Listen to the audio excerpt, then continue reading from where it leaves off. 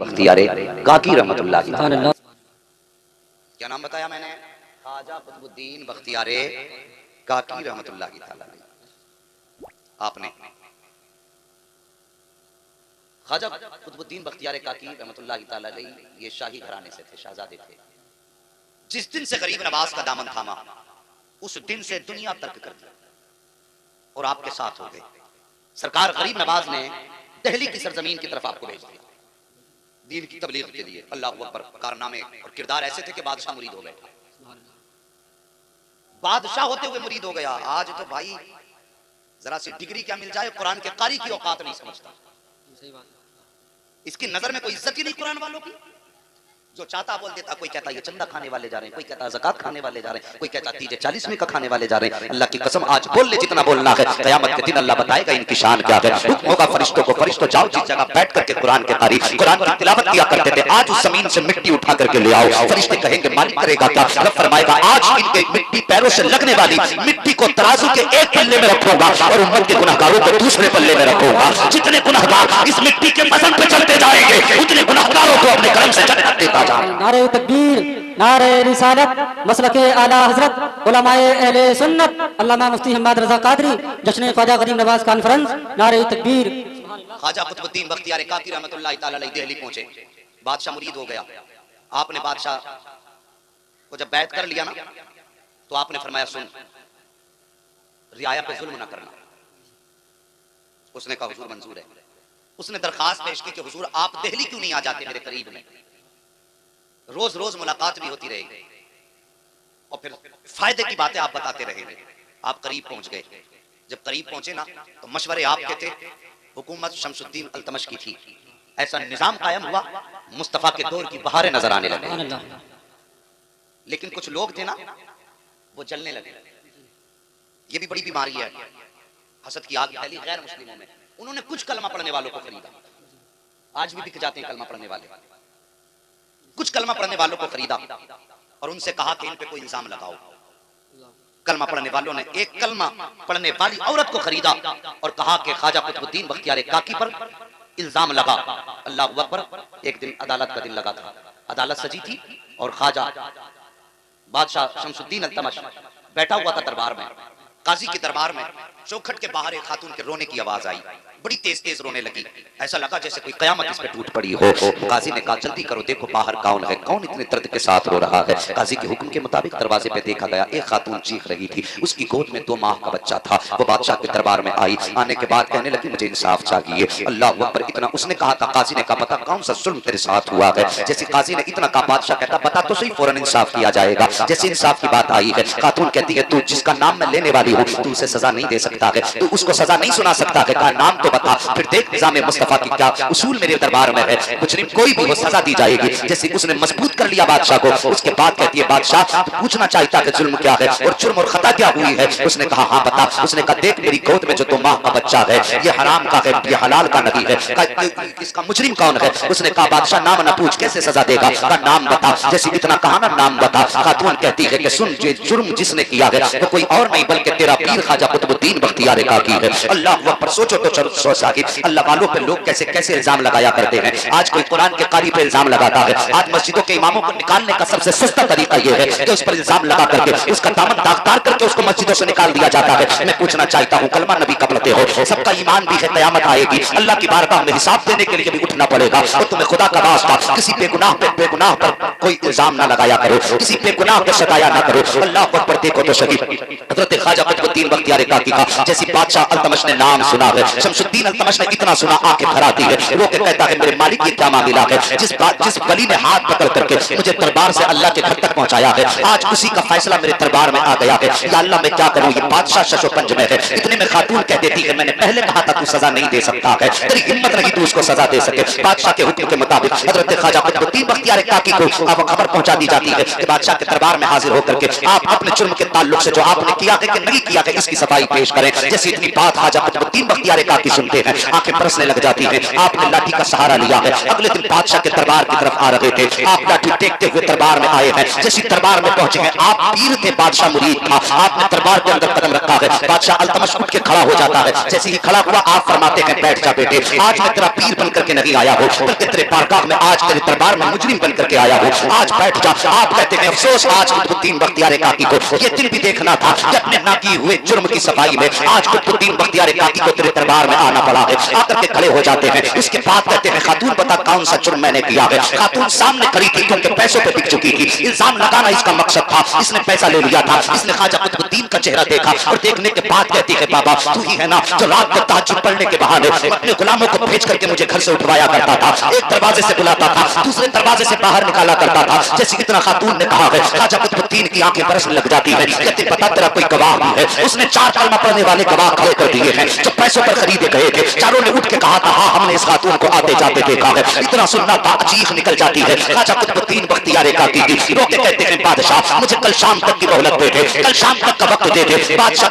गर्दन झुका के कहता है आका मैं भी आपका हूँ, ये हुकूमत भी आपकी है, जैसी आपकी मर्जी हो। कहा नहीं मुझे कल शाम तक की मोहलत चाहिए, कल शाम तक की मोहलत दी जाती है। अल्लाह अकबर। जब ख्वाजा कुतुबुद्दीन बख्तियार काकी पलट के घर की तरफ चलना शुरू करते हैं, बादशाह कहता है हुजूर हुक्म फरमाए, अगर कहें तो सवारी का इंतजाम कर दो। जैसे इतनी बात बादशाह ने कही थी, ख्वाजा कुतुबुद्दीन बख्तियार काकी कहते हैं नहीं अल्तमश बात ये नहीं है, आज तक दिल्ली की गलियों ने मुझे शाम से चलते देखा है, आज मैं ये चाहता हूँ कि मैं इन गलियों को देखूं कि कल तक जो मेरे कदमों में फूल बिछाते रहे हैं आज मेरा इस्तेमाल कैसे करते हैं। कल तक वली की नजर से देखा गया है, आज दिल्ली वाले मुजरिम की नजर से देखेंगे, देखूंगा ये कितनी जल्दी बदल जाएंगे। आपने लाठी का सहारा लिया है, देखते देखते बाहर चले हैं, लोगों की नजरें बदल चुकी हैं, एतकाद बदल चुके हैं, ख्यालात बदल चुके हैं। जो कल तक इज्जत कर रहे थे आज नफरत की निगाहों से देख रहे हैं। आप गए हैं अपने कमरे पर, शाम का वक्त आया है, अल्लाह अकबर जैसे शाम का वक्त आया है, आप शाम के वक्त में रोते हैं और रो के अपने ख्वाजा गरीब नवाज अपने पीरो मुर्शिद को आवाज देके कहते हैं मेरे मुर्शिद क्या मुझे इसीलिए दिल्ली पे छोड़ा गया था? मैं कोई इतना तो लावारिस नहीं हूँ कि जिसको जो चाहे आकर के जुल्म लगा दे, जो चाहे आकर के इल्जाम लगा दे। मेरा भी कोई वारिस है, मैं कोई लावारिस तो नहीं हूँ, मेरे सर पे भी तेरा हाथ है। बता क्या तेरा चाहने वाला जो कि इस दिल्ली की गलियों में रुसवा होता रहेगा? ये कहते रोते रोते सो जाते हैं। जैसी इधर आग लगती है उधर ख्वाब में बगदाद अजमेर वाले ख्वाजा तशरीफ ले आते हैं। ख्वाजा मोइनुद्दीन आए हैं, आने के बाद फरमाते हैं बख्तियार काकी परेशान ना हो, जाके बादशाह के दरबार में कह देना कि मुझे 3 दिन की मोहलत दे दी जाए। अल्लाह अकबर। सुबह का सवेरा हुआ है, अगले दिन का सुबह का सवेरा हुआ है, आप उठ करके दरबार में गए हैं। जाने के बाद आपने कहा था बादशाह मुझे 3 दिन का मौका दे दिया जाए। जैसे 3 दिन का मौका मांगा है, कहा किस लिए? कहा मैंने गवाही के लिए और अपनी सफाई के लिए मैंने अपने पीर मुर्शिद को अजमेर से बुलाया है, तो 3 दिन के बाद आने वाले हैं। जैसे इतनी बात ख्वाजा कुतुबुद्दीन बख्तियार काकी ने कही थी, पूरे दरबार में बैठने वालों ने बातें शुरू कर दी थी कि बादशाह इसकी बात ना सुनना, ये बातें बना रहा है। 3 दिन के अंदर अजमेर से कौन आएगा? कैसे इसके मुर्शिद आएंगे? ये वक्त बढ़ा करके अपनी जिंदगी को बचाना चाहते हैं, लिहाजा सजा भी दी जाए। आपने कहा था बादशाह तेरी मर्जी है, अब जाके तो सजा दे दे, जाके तो 3 दिन की मोहलत दे दे। बादशाह ने कहा खबरदार इन बुजुर्ग को 3 दिन की मोहलत दी जाती है। ख्वाजा कुतुबुद्दीन बख्तियार काकी को 3 दिन की मोहलत मिल जा रही है। 3 दिन का जब तीसरा दिन आया है, मगरिब का वक्त आया है, आखिरी दिन है, अगले दिन आपकी बारगाह में आपको अदालत में तलब किया जाना था। आप शाम के वक्त मुसल्ले पे खड़े हैं नमाज पढ़ाने के लिए। जैसे मुसल्ले पे खड़े हैं आपके दिल में ख्याल आया है कि मेरे मुर्शिद तू नहीं आया है, लेकिन अभी तक बख्तियार काकी की हसरतें नहीं टूटी हैं। तेरे आने में ताखीर जरूर हुई है, लेकिन अभी तक मेरी आरज़ुएं कायम है, अभी तक मेरी उम्मीदें तेरे दामन से वाबस्ता है। तू जरूर आएगा, देर से जरूर आएगा। अभी ये कह के आपने नमाज की नियत बांधी है, नमाज की नियत की नमाज पढ़ना शुरू की है। जैसे आपने सलाम फेरा है, क्या देखते हैं कि आपने सलाम फेरा है, लेकिन मोइनुद्दीन अजमेरी की 2 रकातें बाकी रह गई है, 2 रकातें बाकी रह गई है। नमाज से फारिग हुए हैं, सरकार गरीब नवाज के कदमों की तरफ दौड़े और दौड़ के कहते हैं आका आपने कहा फाके करने हैं, मैंने फाके कर लिए। आपने कहा वतन नहीं जाना है, मैं वतन नहीं गया हूँ। आपने कहा रात को जाग कर इबादत करनी है, मैंने रातों रात जाग कर इबादत की। आपने कहा दिन में रोजे रखने हैं, मैंने दिन भर रोजे रखे हैं, लेकिन मेरे मुर्शिद ये तो नहीं बताया था जो दिल्ली वालों ने मेरे साथ किया है। इतना सुनना तो गरीब नवाज डांट देते हैं, कहते खबरदार बख्तियार काकी चुप हो जा। तू अपने आप को क्या अपने आप को हजरत यूसुफ से बड़ा समझता है? क्या तू अपने आप को हजरत आयशा सिद्दीका से बड़ा समझता है? अल्लाह वालों की राह में आजमाइश से आया करती है, लेकिन याद रख अल्लाह वाले कभी लावारिस नहीं हुआ करते हैं। तो मैं तुमसे पूछना चाहता हूँ मंसूरपुर की सरजमीन पे बसने वाले मुसलमानों, आज किसी भी इमाम के बारे में जिसकी मर्जी में आता है मुंह खोल दिया करता है, तुम क्या समझते हो ये परदेश से आकर के इमामत कर रहा है तो इसका मंसूरपुर में कोई वारिस नहीं है, इसके खिलाफ सोचा हो बोल दो तो इसका हमदर्द नहीं होगा। गलत समझते हो, अल्लाह की कसम खा के कहता हूँ ये तुम्हारी मस्जिदों में लावारिस नहीं है, बल्कि ये तो वो है जिसका मदीने वाला भी वारिस है, पैदा करने वाला खुदा भी वारिस। नारे तकबीर, नारे रिसालत। बस या रसूल अल्लाह जिंदाबाद। और मेहरबानी करो, किसी को कमजोर समझ के सताया ना करो। और तुम तो जानते भी नहीं हो, अल्लाह की कसम, जब कोई मजबूर रोता है ना तो उसकी आंख का आंसू नीचे नहीं आता, खबर मदीने वाले को पहले हो जाती है। सुभान अल्लाह सुभान अल्लाह। तकलीफ होती है, मेरी तकरीर तबे यार को बेचैन करती है। सबब क्या है, वही कहता हूं जो दिल पर गुजरती है। अभी उलमा की जिंदगी में थोड़े मुश्किल के दिन आए थे, कौम को हमने बहुत अच्छे तरीके से समझ लिया। ये कौम जो रंडियों पर 50,000 लुटा सकती है। बख्तियार काकी मुर्शिद के दरबार में खड़े होकर कहते हैं, हुजूर खता हो गई। फरमाते जाओ जाके खबर भेज दो, सुबह दरबार लगे और मेरे कुतुबुद्दीन का फैसला हो। सोचो, जिसकी हिमायत में मोइनुद्दीन अजमेरी खड़े हों, फिर उसके मुकदमे में उसे हरा कौन सकता है? कहते कह दो, खबर भेज दो, सुबह में फैसला होगा। अल्लाह अकबर। सुबह का सवेरा हुआ, आपने अपने ख्वाजा कुतुबुद्दीन बख्तियार काकी का बाजू पकड़ा और लेके जब चले ना तो दिल्ली की गलियों में भीड़ थी, लोगों का हुजूम था। लोगों की भीड़ देख के ख्वाजा गरीब नवाज की आंखें बरसने लग गई। जैसी तो आंखें बरसी हैं, ख्वाजा कुतुबुद्दीन बख्तियार काकी ने मुर्शिद को रोते देखा। कहते हुजूर आप क्यों रो रहे हैं? आप फरमाते मैं तो अपने मुरीद की शान देखने आना था, मुझे तो इसके रुतबे देखने थे। मैं तो ये चाहता था मैं ये देखूं जब मेरा बख्तियार काकी चलता है तो लोग इसकी इज्जतें कैसे किया करते हैं। लेकिन अफसोस आज लोग इज्जत करते नहीं बल्कि लोगों को तमाशाई बना देख रहा हूँ। ये सोच करके मेरी आंखें बरस गई हैं। सरकार गरीब नवाज दरबार में पहुंचे हैं, काजी भी मौजूद है, बादशाह भी मौजूद है, खातून भी मौजूद है। आकर के खड़ी हो जाती है। काजी का हुक्म होता है खातून बयान दे। जैसी वो बयान के लिए खड़ी हुई है, मेरे गरीब नवाज ने निगाह करम उठाई है। फरमाते खातून अब भी वक्त है, मान जा वरना तबाह बर्बाद हो जाएगी, कोई बचाने वाला नहीं मिलेगा। उसने कहा था मैं झूठ नहीं बोल रही हूँ। फिर आपने गवाहों की तरफ देख के कहा था तुम तो अपने ऊपर रहम खाओ, मेरे बख्तियार पे ये झूठे इल्जाम ना लगाओ। लेकिन वो पैसे खा चुके थे, कोई जानता ना था आज क्या होने वाला है। आप कहते हैं ठीक है, बोल अब क्या बोलना है। खातून कहती है कि यही वो शख्स है जिसने मेरे साथ जिना किया है, मेरी गोद का बच्चा ये इसी का बच्चा है। इतना सुनना था।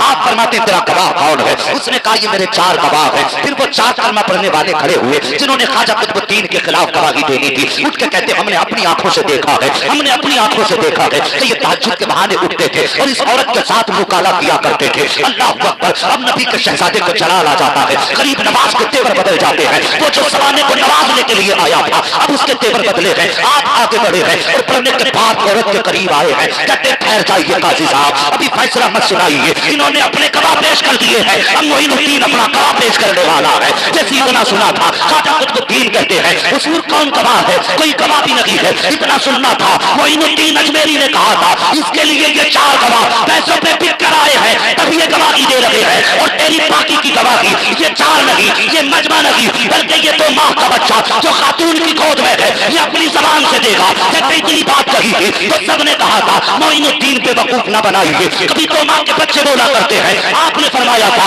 याद करो मरियम की कहानी, जब लोगों ने इल्जाम लगाया था वो भी वलीदा थी, उनकी गोद में भी बच्चा था। जब उनकी बाकी की बात आई थी तो उस बच्चे ने गवाही दी थी। आज इसकी बाकी की बात है तो ये बच्चा गवाही देगा।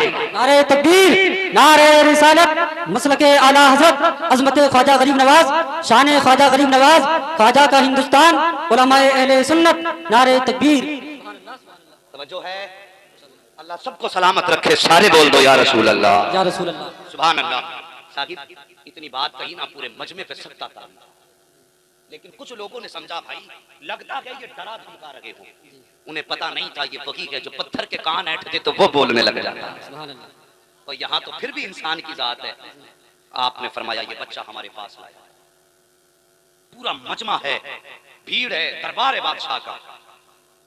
जैसी वो बच्चा सरकार गरीब नवाज की बारगाह में पेश किया गया, मेरे गरीब नवाज ने बच्चे के चेहरे से कपड़ा हटाया।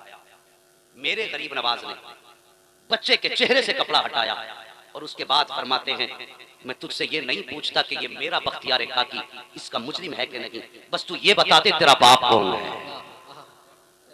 अल्लाह अकबर। अब राजों से पर्दा उठने वाला, तू बता तेरा बाप कौन है। कोई जवाब नहीं आया। जब कोई जवाब नहीं आया यूं निगाह उठाई और रो के कहते मालिक जब मरियम की इज्जत पे आंच आई थी तो तूने बच्चे से गवाही दिलवाई है। या अल्लाह वो बनी इसराइल की वलिया थी, आज तो तेरे महबूब की उम्मत का वली है, जिसकी इज्जत पे आके बनी है। मालिक अब इसके सिवा हमारे पास कोई गवाह भी नहीं है। रोके इतना मेरे गरीब नवाज ने कहा था, बच्चा उठ के बैठ जाता है, कलमा पढ़ के बच्चा बैठा है और बैठने के बाद बच्चा कहता है, गरीब नवाज आपका मुरीद बेगुनाह है, आपका मुरीद बेगुनाह है और आप पूछ रहे हो मेरा बाप कौन है। उन गवाहों में से एक शख्स की तरफ बच्चे ने उंगली उठाई है और उसने कहा था मेरा बाप ये है। जैसी इतनी बात कही है नक्शा बदल जाता है। जो कौम सरकार बख्तियार काकी को हिकारत की नजर से देख रही थी, आज पल के बिछाने के लिए तैयार थी। मेरे गरीब नवाज ने रब का शुक्र अदा किया, अपने बख्तियार का बाजू पकड़ा है और कहते चल मैं तुझे दिल्ली में नहीं रहने दूंगा, ये तेरी रहने की जगह नहीं है। अल्लाह अकबर इतना कह के जब लेके चले हैं, लोग कदमों पे आके गिर रहे हैं, मोइनुद्दीन माफ कर दो, बख्तियार काकी को ना लेकर के जाइए, हम इनके बगैर जी नहीं पाएंगे, हम इनके बगैर रह नहीं पाएंगे। आप फरमाते हैं तुमने मेरे बख्तियार के साथ ऐसा किया है, अब मुझे गवारा नहीं है, मैं इसको अपनी नजरों के सामने रखूंगा। ये मैंने तुम्हें दिया था, ये मेरे नाना की मर्जी थी और लेकर के जा रहा हूं, अब तुम्हारे बीच नहीं छोड़ूंगा। जब इतना कहा था अल्लाह अकबर, लोग कदमों में बिछ जाते हैं, कहते हुजूर खता माफ हो। इतना सुना आपने अपने बख्तियार के कांधे पे हाथ रखा, फरमाया था अब दिल्ली में बेफरक रहे, अब किसी की मां ने इतना दूध नहीं पिलाया है जो मेरे बख्तियार पे उंगली उठा सके। अब दुनिया जान गई है बख्तियार लावारिस नहीं है, इसका वो वारिस है जो पूरे भारत के वलियों का वारिस। नारे तकबीर, नारे रिसालत, मसलके आला हज़रत फैज़ान औलिया इकराम, फैज़ान सरकार ख्वाजा गरीब नवाज, फैज़ान हुजूर ताजो शरिया, जश्न ख्वाजा गरीब नवाज कॉन्फ्रेंस, उलमाए अहले सुन्नत, अल्लामा मुफ्ती हम्मद रज़ा कादरी। नारे तकबीर। हाँ साहिब, ये मेरे गरीब नवाज हैं, अगर चाहे तो बच्चे बोलने लग जाते हैं। अल्लाह अकबर, तेरी नस्ल पाक में है बच्चा बच्चा नूर का, तू है ऐने नूर तेरा। अल्लाह सलामत रखे। यार पता लगना चाहिए ना गाने सुनने वालों को भी कि तुम गानों के शौकीन हो, तो यहाँ पे कुछ नात के शौकीन भी बैठे हैं। तुमने गाने याद किए, बता दो हमने मुस्तफा की नात याद की है। सारे बोलो तेरी नस्ल पाक में है बच्चा बच्चा, तू है ऐने नूर तेरा सब घराना। अल्लाह सबको सलामत रखे। ओ लोगो, अल्लाह के वलियों से प्यार करो, उलमा की इज्जत करो। जो किसी भी आलिम का बेअदब हो जाता है ना, तो अल्लाह उसकी 7 पुश्तों तक से इल्म उठा लेता है। और ये बहुत बड़ी सजा है जिसकी 7 पुश्तों में कोई आलिम पैदा ना हो। तुम नहीं जानते हो, तुमने शायद कुछ बिगड़े हुए लोग चंद दिन मदरसे में गुजार के आने के बाद उनको देख करके सबको एक थाली का बट्टा समझ रखा हो। ऐसा नहीं है। जो सही में अल्लाह वाले और आलिम दीन हाफिज कुरान है, खुदा की कसम फिर उनकी शान ये है कि उलमा इकराम है, जब ये गुजरते हैं ना तो इनके लिए समंदर की झारखंड की सरजमीन से लकड़गढ़ा में कुछ आशिक बैठे हैं, वो महबूब मदीना मदीना कर रहे हैं। काश फरिश्ते इतना कहते हैं और महबूब मुस्कुरा के कहते हैं फरिश्तों पीछे हट जाओ, आज दीवानों के और मेरे बीच में कोई फासला नहीं रह जाएगा। जबान उनकी होगी, कान मदीने वाले के हो जाए। हाँ अल्लाह सुन लेंगे, फरियाद को पहुंचेंगे। इतना भी तो हो कोई जो आ करे दिल से। शाकिर मैं पूछना चाहता हूँ, कौन सा दिल है जो याद तैयबा में न धड़कता? कौन सी आंख है जो गमे मदीना में न बहती हो? कौन सा सीना है जो मेरे महबूब के मदीने की याद से मामूर ना हो? हाँ साहिब, जवान हो या बूढ़ा, बच्चा हो या औरत हो या बेटी या माँ, कोई भी हो, खुदा की कसम कोई ऐसा नहीं हो सकता जिसे जिंदगी में मुस्तफ़ा के मदीने की याद ना आती। हमने तो साहिब यहाँ तक देखा है, जब काफिले मदीने की तरफ जाते हैं तो कितने आशिक हाजियों को छोड़ने जाते हैं, पीछे चलते हैं, आंसू बहाते हैं। और याद रखना यारो, वल्लाह वो सुन लेंगे, फरियाद को पहुंचेंगे। इतना भी तो हो कोई जो आ करे दिल से। खुदा की कसम उनकी रहमतुल लिल आलमीन पे कुर्बान जाए। अमरोहा की जमीन से एक अमीर तरीन शख्स हज के लिए रवाना हुआ। हजरत जी जरा तवज्जो करें, अब जितनी देर मेरी गुफ्तगू हो सारे प्लान बंद कर दें। हाँ, अमरोहा की जमीन से, अल्लाह जज़ाए खैर दे, सुभान अल्लाह, अमरोहा की जमीन से एक अमीर तरीन शख्स शहर मदीना के लिए निकला। उसके दरवाजे पे एक नौकर था, काम किया करता था।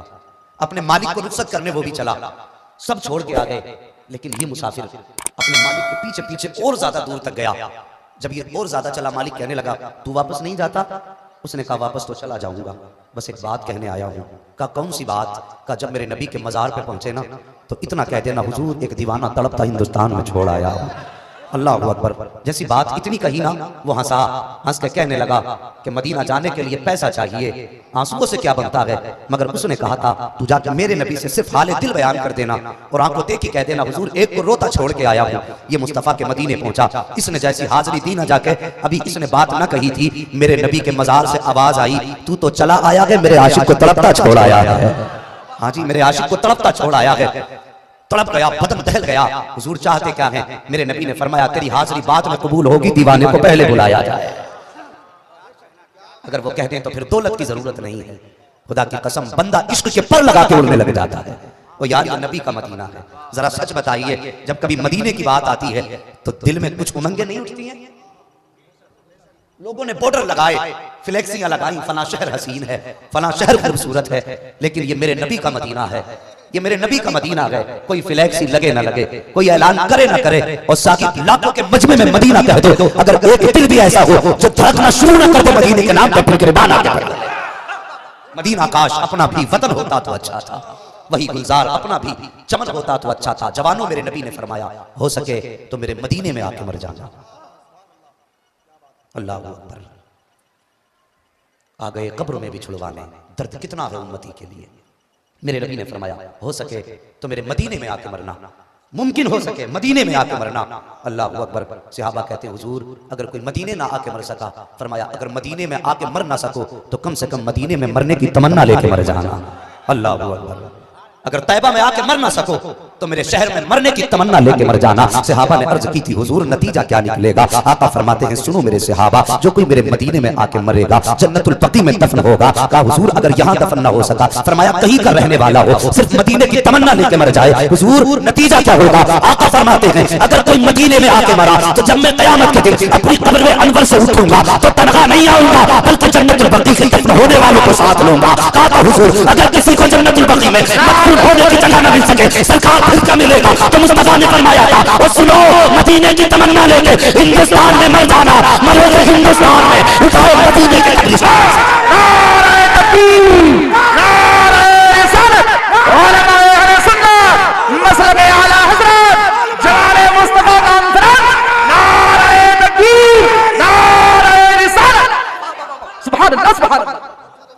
वो तो निहायत सस्ता सौदा बेच रहे हैं जन्नत का, हम मुफलिस का मोल चुकाए अपने हाथ ही खाली।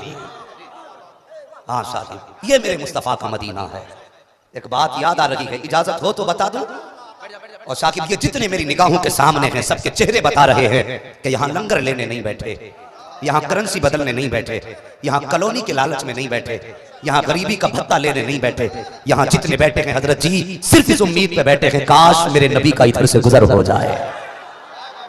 सुना है आप हर आशिक के घर तशरीफ लाते हैं, मेरे घर में भी हो जाए चरागा या रसूल अल्लाह। बच्चे बच्चे की ख्वाहिश यही है काश मुस्तफ़ा करम फरमाते। और साकिब किसी को भी उठा के पूछ लो आधी रात को क्यों बैठा है, और तुझे बिस्तर पे होना चाहिए था। और कोई तो इश्क है जो तुम्हें खींच रहा है, कोई तो चाहत है जो तुम्हें उठने नहीं दे रही।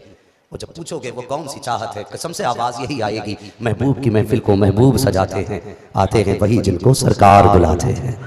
हाँ जी, आते हैं वही जिनको सरकार बुलाते हैं। उनके इश्क के लिए जुब्बा व दस्तार जरूरी नहीं, उनके इश्क के लिए बालों की सफेदी जरूरी नहीं, और उनके इश्क के लिए साहिब अक्ल होना जरूरी नहीं है। रब चाहता है तो पत्थरों के जिगर में भी मुस्तफा का इश्क उतार देता है। मदीने की जमीन है, गुंबदे खजरा की वो नबी के मजार की सुनहरी जालियां। अल्लाह करे हर आशिक की आंख उस वक्त तक बंद ना हो जब तक नबी का मजार न देख ले। आज जमाले तैयबा कॉन्फ्रेंस है। हाँ साहिब नबी के मदीने से प्यार करो, नबी के मदीने से प्यार करो। कितने अमीर हो के मदीना न जा सके, जाते वही है जिनको बुलाते हैं मुस्तफा। हाँ साहिब दौलत पे अमीर भरोसा करके जीता है कि जब चाहूंगा टिकट बनवाऊंगा चला जाऊंगा, लेकिन जब गरीब को मदीना याद आता है ना, वो पहले जेब देखता है, मुफलिसी एहसास दिलाती है तू गरीब है, फिर असबाब देखता है, असबाब भी साथ छोड़ जाते हैं। फिर जब कोई जरिया नजर नहीं आता ना तो चेहरे पे कपड़ा डाल के रो के कहता महबूब मेरे लिए जाना मुश्किल है, तेरे लिए बुलाना आसान है। और फिर जब वो रोता है खुदा की कसम आंसू निकलने की देर होती है, यहाँ तो बस नकदों के फैसले हो जाते हैं।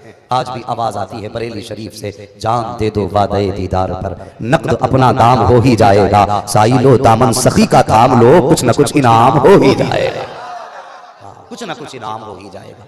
कैसे कैसे आशिक, अल्लाह की कसम मैं आज किसी जवान आशिक की कहानी नहीं बयान करता। और बिलाल के इश्क की कहानी जमाने में मशहूर है, वैस करनी की दास्तान किसने ना सुनी। आओ आज एक बच्चे के इश्क की कहानी बताता हूं। तवज्जो है, सारे सुनने बैठे हैं ना, जरा सारे कह दें या रसूल अल्लाह, हाँ, गुम्बद खजरा है, सुनहरी जालियां हैं, छोटा सा बच्चा है, यूं हाथ बांध के खड़ा है और रो के कहता महबूब मैं तेरा मेहमान हूं, आज 3 दिन हो गए मैंने खाना नहीं खाया, आज 3 दिन हो गए मैंने खाना नहीं खाया। जैसे बच्चे ने इतना कहा, एक मौलाना पीछे से आए, कंधे पे हाथ रखा, कहने लगे बेटे क्या कहा? उसने कहा मैंने 3 दिन से खाना नहीं खाया। मौलाना ने बच्चे का हाथ पकड़ा, ले गए अपने कमरे पे, खाना लगा दिया। बच्चा बस कुछ सोच रहा था। मौलाना कहने लगे बेटे जल्दी खाना खा ले, माँ रास्ता तक रही होगी, बेटे जल्दी खा, बाप तुझे तलाश करने निकल जाएगा। बच्चे की आंख में आंसू आ गए, रो के कहने लगा हजरत माएँ उनकी इंतजार करती हैं जिनके सर पे ममता का आंचल होता है, बाप उनके रास्ता तका करते हैं जिनके सर पे बाप की शफकतों का हाथ होता है।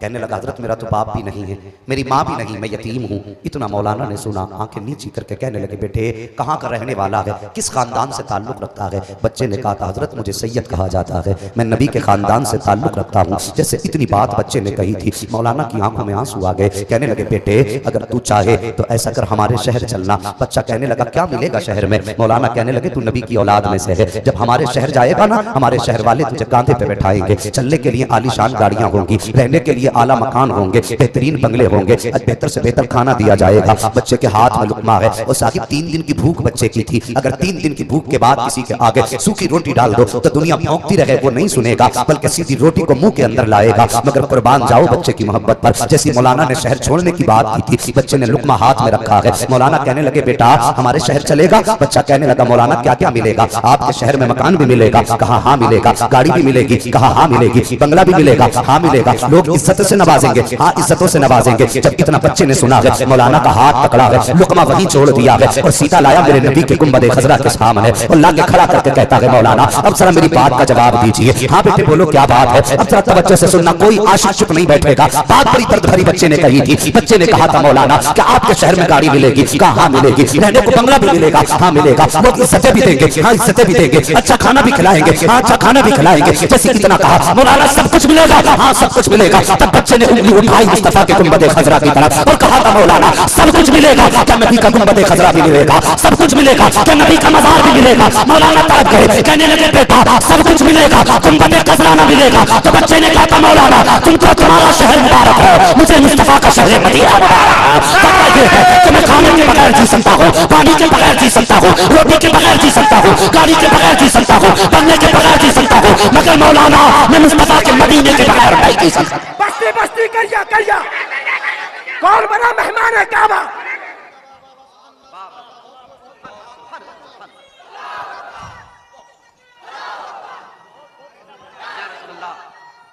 जिंदाबाद जिंदाबाद। अल्लाहू अकबर। या रसूल अल्लाह जिंदाबाद जिंदाबाद। अल्लाहू अकबर। हाँ साहिब जमाल तैयबा है, लोगों के पेट में दर्द उठ जाता है, मदीना जा रहे हो। आला हजरत फरमाते काबे का नाम तक ही न लिया, तैयबा ही कहा। हाँ आला हजरत फरमाते जा तो हज के लिए रहे थे, काबे का नाम तक भी न लिया, तैयबा ही कहा। पूछा था हमसे जिसने के नौजत किधर की है। हाँ ये मेरे मुस्तफा का मदीना है। और साहिब पूछते हो ना मदीने से इश्क क्यों है? आज तुझे बताऊं मेरे मुस्तफा का मदीना वो शहर है जिसकी बुनियाद ही इश्क पे रखी गई है। अब जरा तवज्जो चाहिए, मदीना वो शहर है जिसकी बुनियाद ही इश्क पे रखी गई है।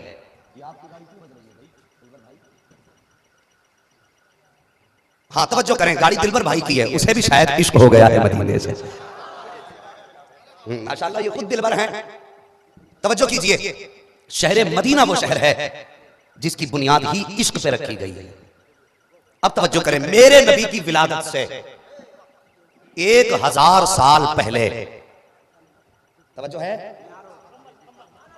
अगर दिल कहीं और है तो फिर बातें मदीने की नहीं करने वाला हूं। हाँ जरा सारे कहते हैं या रसूल अल्लाह। मेरे नबी की विलादत से 1000 साल पहले एक बादशाह उठा, नाम था तुब्बा हुमैरी। तवज्जो चाहिए, नाम क्या था? तुब्बा हुमैरी।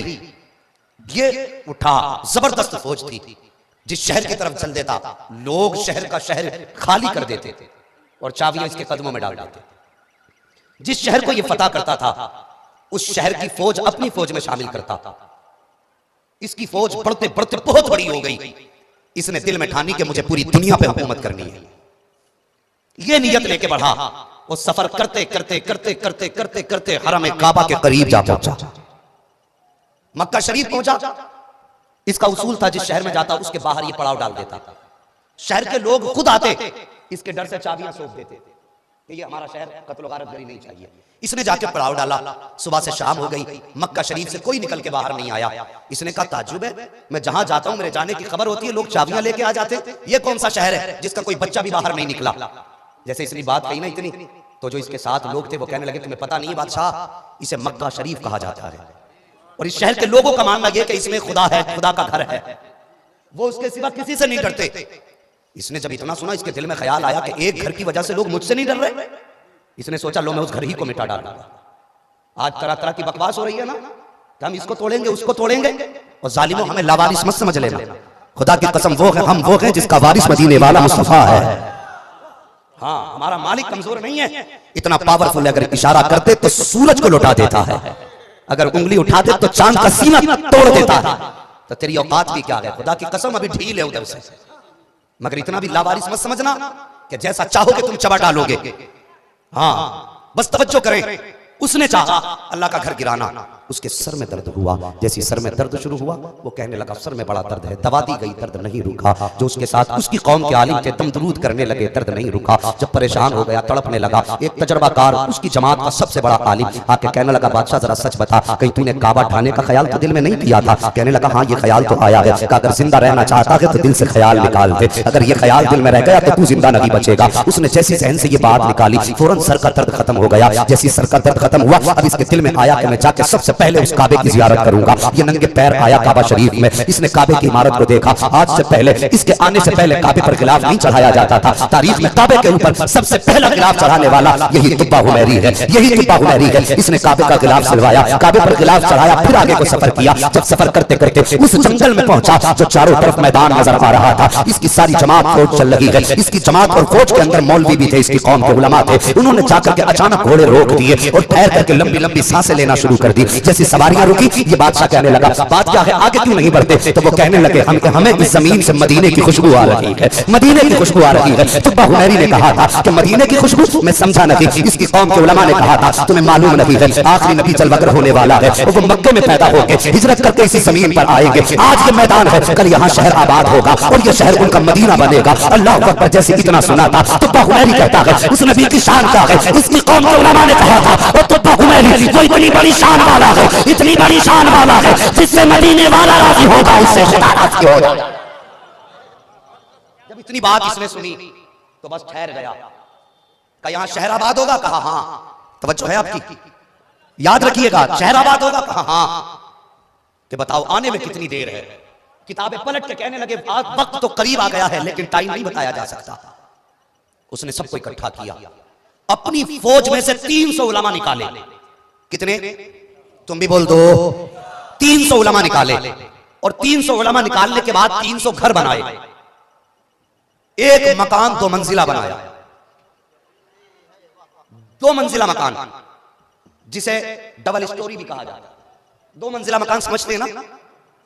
क्या बोलते हैं 2 मंजिला मकान? 2 तल्ला। हाँ जी, 2 तल्ला मकान बनाया और उन 300 उलमा में जो सबसे बड़ा आलिम था वो मकान उसके हवाले किया। एक खत लिखा और लिखने के बाद जो सबसे बड़ा आलिम था उसको दे दिया। तवज्जो कीजिए, जो सबसे बड़ा आलिम था वो खत उसके हवाले कर दिया और 2 मंजिला मकान बना के उसने कहा सुनो ये मकान मैंने आखिरी पैगंबर के लिए बना दिया है, जब वो हिजरत करके आएंगे ये मकान उनका होगा। ये मदीना शहर आबाद हो रहा है, 300 घर बनाए गए, 300 उलमा रखे गए हैं, 300 उलमा उन घरों में रहे हैं। उसके बाद ये इंतजार करता रहा, तबीयत इसकी बिगड़ने लगी। इसने खत लिखा और लिखने के बाद सबसे बड़े आलिम के हवाले किया और कहा था लो अगर मेरे बाद तुम मुस्तफा का जमाना पा जाओ तो ये खत मुस्तफा के हवाले कर देना, अगर तुम ना पा सको तो ये खत अपनी औलाद के हवाले कर देना, अगर वो भी मुस्तफा का जमाना ना पाए तो वो अपनी औलाद के हवाले कर दे। अल्लाह अकबर। ये खत चलते चलते अब चला है वहां से तुब्बा हुमैरी का तो इंतकाल हो जाता है। अब ये खत चल रहा है 1000 साल पहले से। इधर देखो मेरा नबी मक्के की जमीन पे जलवगर हुआ है, ऐलान नबुव्वत फरमाया है, दीन की रोशनी मक्के से निकलकर शहर मदीना आई है। अब नबी की हिजरत की घड़ी करीब आ गई है। अल्लाह अकबर। मुस्तफा की हिजरत की घड़ी करीब आई है। मदीने में सरकार की आमद के चर्चे होने लगे हैं, आका करीम की आमद की बातें हो रही हैं। आप देखो तो सही तारीख उठाइए मुस्तफा के मदीने की, जरा उठिए देखो एक शहर है मदीना शरीफ, वहां वहां पे कुछ जवान अमीर बैठे हुए हैं, वो बैठे बैठे बातें कर रहे थे। आ रहे हैं पैगंबर इस्लाम, वो मेरे मेहमान बनेंगे। कोई कहता था मेरे मेहमान बनेंगे, कोई कहता था मैंने अभी घर में रंग रोगन किया है, वो मेरे मेहमान बनेंगे। किसी ने कहा मैंने नया घर बनाया है, वो मेरे मेहमान बनेंगे। उन्हीं अमीरों में एक गरीब शख्स भी बैठा था जिसको दुनिया अबू अय्यूब अंसारी के नाम से याद किया करती है। जैसी नबी की आमद की बातें आपने सुनी है, कुछ न कह सके, अपनी जगह से उठे हैं, घर आए हैं। आने के बाद आकर के तन्हाई में आंसू बहा रहे हैं। माँ ने बेटे की हिचकियों की आवाज सुनी है, करीब आकर कहने लगी अबू अय्यूब अंसारी मेरे लगते जिक्र रोने की वजह क्या है, क्यों रो रहे हो? जैसे इतनी बात कही है फौरन चीख निकली अबू अय्यूब अंसारी की। रो के कहते हैं माँ सुना है आखिरी पैगंबर मदीने में आने वाले हैं। ए माँ मेरी ख्वाहिश थी काश वो हमारे घर के मेहमान बन जाते, काश वो हमारे घर आ जाते। माँ ने कहा बेटे परेशान क्यों होता है, वो हमारे घर भी आ जाएंगे। अबू अय्यूब अंसारी ने कहा था ए माँ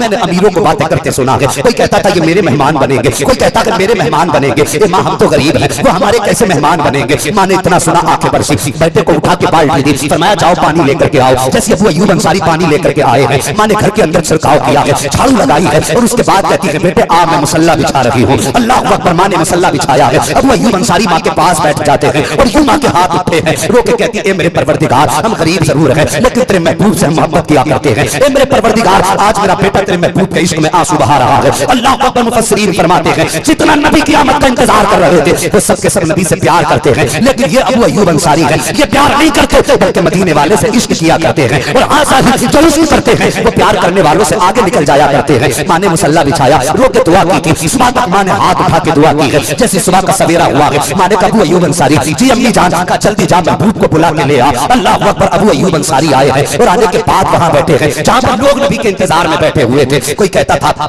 कि मैं नबी को अपनी सवारी पे लेके जाऊंगा, कोई कहता था मैं अपनी सवारी पे लेके जाऊंगा। अबू अय्यूब अंसारी कहते थे नबी को मैं अपने घर लेके जाऊंगा। अमीरों ने कहा था अबू अय्यूब अंसारी हम तो सवारी पे नाज कर रहे हैं, हमारे पास तो दौलत है, तो किस चीज पे नाज करता है? तो अबू अय्यूब अंसारी ने कहा था तुम्हें अपनी दौलत पे नाज है, मुझे मेरी माँ की दुआओं पे नाज है, मुझे माँ की दुआओं पे नाज है। मेरी माँ ने दुआ की है, यकीन है महबूब मेरा मेहमान बनेगा। अल्लाह अकबर, अचानक मेरे नबी का सफर मदीने की तरफ है। इतने में हजरत जिब्रील को रब हुक्म दे देता है ए जिब्रील जल्दी जमीन पे चले जाओ। तो जैसे मेरा महबूब पहुंचे उनकी सवारी की नकेल पकड़ के अबू अय्यूब अंसारी की चौखट को छोड़ देना। अल्लाह अकबर, जिब्रील अमीन आए हैं, इधर नबी की जलवा करी हुई है, सवारी लेकर के जिब्रील चले हैं। कोई कहता था हुजूर मेरे मेहमान बने, हुजूर मेरे मेहमान बने, लेकिन आका फरमाते इसकी नकेल छोड़ दो। आज हम उसके मेहमान बनेंगे जिसके दरवाजे पे सवारी बैठ जाएगी, जिसके दरवाजे पे ऊँटनी बैठ जाएगी, हमें उसका मेहमान बनना है। अल्लाह अकबर, चौक में चक्कर लगाया सवारी ने, आकर के बैठ गई अबू अय्यूब अंसारी के दरवाजे पर। फिर सहाबा कहने लगे हुजूर हो सकता है इत्तेफाक हो, एक बार और घुमा दिया जाए। दोबारा उठाया गया, फिर आके वहीं बैठ जाती है। 3 मरतबा घुमाया गया, तीनों मरतबा सवारी वहीं बैठ जाती है। मेरे नबी तशरीफ लाए, अबू अय्यूब अंसारी के घर में जलवागर हुए हैं। जैसे आए हैं आपकी वालिदा पानी का प्याला लाई है, अल्लाह के कहती महबूब ये पानी पी लीजिए। जैसे पानी का प्याला होठों तक आया है, रब फरमाता है जिब्रील मेरे महबूब से कह दो कि यहाँ सिर्फ पानी नहीं पीना है बल्कि इस घर में बसेरा करके रहना है। अल्लाह अकबर, अब जरा तवज्जो करना, ये मकान अबू अय्यूब अंसारी का है। नबी जलवागर हुए हैं, अबू अय्यूब अंसारी मारे खुशी के उछल रहे हैं। आज नबी मेरे मेहमान है, आज नबी मेरे मेहमान है। पानी मुस्तफा पी चुके, जब पीकर के तसल्ली में बैठे उसके बाद आका के जुमले सुनो। मेरे सरकार फरमाते हैं ए अबू अय्यूब अंसारी आज से 1000 साल पहले जो खत देकर के गया था तुब्बा हुमैरी वो तुम्हारे घर के अंदर रखा हुआ है, वो खत मुझे ला करके दे दो। आप अंदर गए हैं, पुराना संदूक खोला है, एक कब्र के अंदर तावीज़ वो खत रखा हुआ है, खत उठा करके दिया, मेरे नबी ने पढ़ा है। अल्लाह अकबर, पढ़ने के बाद आके करीम के चश्मा ने नबुव्वत बरस जाती है। उस खत के अंदर लिखा हुआ था या रसूल अल्लाह ये मकान तो मंजिला आपके लिए बना के जा रहा हूँ, हुजूर जमाए तो इसमें आपका डेरा बसेगा। आका इसके बदले में कुछ नहीं चाहता हूँ, बस इतना चाहता हूँ जब क़यामत का दिन हो आप अबू बकर को करवट में खड़ा करें, उमर को अपने बाजू में खड़ा करें, उस्मान वाली भी दाएं बाएं हो, आपके सहाबा भी दाएं बाएं हो। आका उस वक्त में तुब्बा हुमैरी को मत भूल जाना। या रसूल अल्लाह मैं रब को गवाह बना करके आज क़यामत से पहले आपका कलमा पढ़ के जा रहा हूँ। मेरे नबी ने हाथ उठा के कहा था तुब्बा हुमैरी परेशान मत हो, वक्त आने में दे जहाँ पे अबू बकर खड़ा होगा वहीं पे तुब्बा हुमैरी खड़ा होगा। नारे तकबीर, नारे रिसालत, नारे तकबीर, नारे तकबीर। मसलके आला हज़रत, मसलके आला हज़रत, उलमाए किराम, नारे तकबीर, नारे रिसालत, इस्लाम, इस्लाम जिंदाबाद, इस्लाम, नारे तकबीर, नारे रिसालत। अल्लाह जज़ाए खैर दे, बरकत अता फरमाए। हाँ साकिब, नारे तकबीर, नारे रिसालत, उलमाए अहले सुन्नत, मसलके आला हज़रत, जमाने तैयबा कॉन्फ्रेंस, मुफ्ती हम्माद रज़ा साहब मुरादाबादी, नारे तकबीर, नारे रिसालत। सुभान अल्लाह, सुभान अल्लाह। अल्लाहु अकबर। खत पढ़ा ना अबू अय्यूब अंसारी ने, फिर कदमों पे सर रखा, रो के कहने लगे आका अब तक मैं ये समझता था कि आप मेरे मेहमान हैं, लेकिन खत पढ़ के पता चला कि हुजूर हम तो आपके 1000 साल से मेहमान बने हैं। अल्लाहू अकबर। ये है मेरे मुस्तफ़ा के मदीने शरीफ की तारीख। और फिर जब कदम मेरे नबी ने रखा ना मदीने में, कुरान में ऐलान कर दिया, ला उक़सिमु बिहाज़ल बलद व अंत हिल्लुम बिहाज़ल बलद। ओ महबूब, हमें शहर की कसम है। मुफस्सिरीन फरमाते हैं शहर से मुराद किसी ने कहा मक्का शरीफ है, किसी ने कहा मदीना शरीफ है। मुहद्दिस देलवी फरमाते हैं जब तक नबी मक्का शरीफ में रहे तो कसमें मक्का शरीफ की थी, और जब नबी मदीने में आ गए तो कसमें मदीने की हो गई हैं। और किसी ने आला हज़रत से पूछा था हुजूर मक्का अफजल है या मदीना, तो मेरे इमाम ने कहा था तैबा ना सही अफजल मक्का ही बड़ा जाहिद। हम इश्क के बंदे हैं क्यों बात बढ़ाई है, संभल कर पाँव रखना हाजियो शहर मदीना है, कहीं ऐसा ना हो सारा सफर बेकार हो जाए। अल्लाहू अकबर। ये मेरे मुस्तफ़ा का मदीना है। हाँ साहिब, जिसकी बुनियाद ही इश्क पे रखी गई हो, और फिर जब उसका नाम आए तो आशिक का दिल क्यों ना मचल जाए। हाँ, अल्लाह भला करे, नस्लें आबाद हो आपकी। ला उक़सिमु बिहाज़ल बलद, महबूब मुझे शहर की कसम है, व अंत हिल्लुम बिहाज़ल बलद, क्योंकि इस शहर की गलियों ने तेरे कदमों को जो चूम लिया है। हाँ साहिब, हम उस नबी के उम्मती हैं, खुदा जिसके कदमों से लगने वाली खाक की कसम इरशाद फरमा रहा है। और साहिब उसकी उम्मती हो के फिर अपने कदम देख। डॉक्टर इकबाल ने कहा था न संभलोगे तो मिट जाओगे हिंदी मुसलमानों, तुम्हारी दास्तां तक भी न होगी दास्तानों में। सोशल मीडिया पे देखो तरह तरह की बकवास, कोई कहता अजान बंद कर दो, कोई कहता मस्जिदें ढा दो, कोई कहता इस्लाम आतंक को बढ़ावा दे रहा है। और कुत्तो, अगर इस्लाम ना होता ना तो आज दुनिया आतंक से मिट चुकी होती।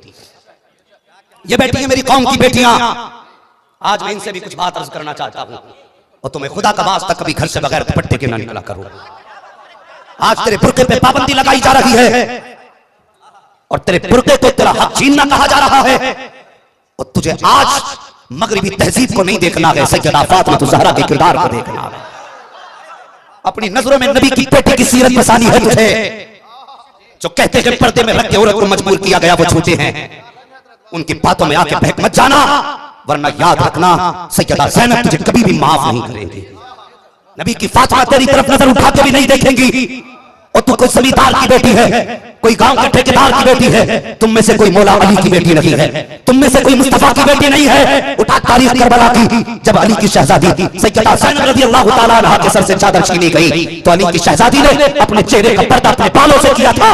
और जब एक शहर में पहुंचने के बाद किसी ने पूछा था सैयदा भूख लगी है, कई दिन का फाका है, खाना चाहिए या पानी, तो अली की बेटी ने कहा था सबसे पहले कोई कपड़ा दे दो ताकि अली की बेटी अपना सतर छुपा सके, पर्दा कर सके। ये उस घर की कहानी है जिस घर के कटे हुए सिर भी कुरान पढ़ा करते हैं। वो लावारिसों का घराना नहीं, वो इज्जतदारों का घराना है। और कैसे शान वाले घर वाले हैं वो, खुदा की कसम। ये सैयदा ज़ैनब हुसैन की बहन और इनके भतीजे इमाम सज्जाद इमाम ज़ैनुल आबिदीन, जरा बोल दो इनके नाम पर सुभान अल्लाह। अल्लाह करे नस्लें आबाद हो, और इस बीमार की बीमारी के सदक़े में अल्लाह सबकी बीमारी दूर कर दे। इमाम ज़ैनुल आबिदीन की तारीख उठाइए और इनके घर की तहारत और पाकीज़गी देखिए।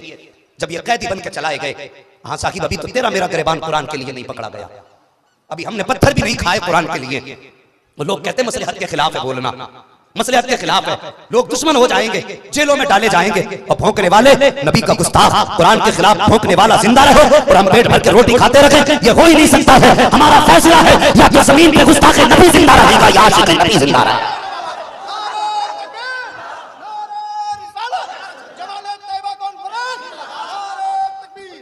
किस मसलहत की बात करते हो?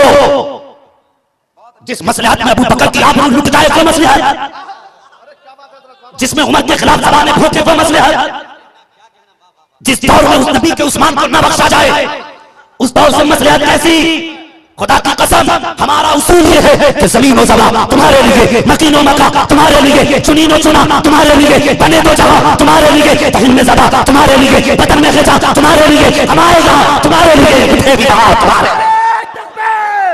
नारे तकबीर, नारे रिसालत, नारे रिसालत, आशिक़े रसूल जिंदाबाद, आशिक़े रसूल जिंदाबाद, गुलामे रसूल जिंदाबाद, गुलामे रसूल जिंदाबाद, मेहमाने रसूल जिंदाबाद, मेहमाने रसूल जिंदाबाद, नारे तकबीर, अल्लाहू अकबर, नारे रिसालत। या रसूल अल्लाह। कमेटी वालों जरा हाथ उठाओ, सिर्फ कमेटी वाले, सिर्फ कमेटी वाले, कमेटी वाले हाथ उठाए। तुमसे मेरी गुजारिश है हाथ जोड़ के, सिर्फ साल में एक जलसा नहीं करना है बल्कि 365 दिन नबी की इज्जत पे पहरा भी देना है, नबी की इज्जत पे पहरा देना है। और ऐद कर लो, अगर इलाके में कोई नबी के अबू बकर के खिलाफ भौंकेगा या कुरान के खिलाफ भौंकेगा तो वो मुंह में ज़बान सलामत नहीं रह सकती, इसलिए कि हमने कलमा खीर खाने के लिए नहीं बल्कि नबी पे चांद लुटाने के लिए।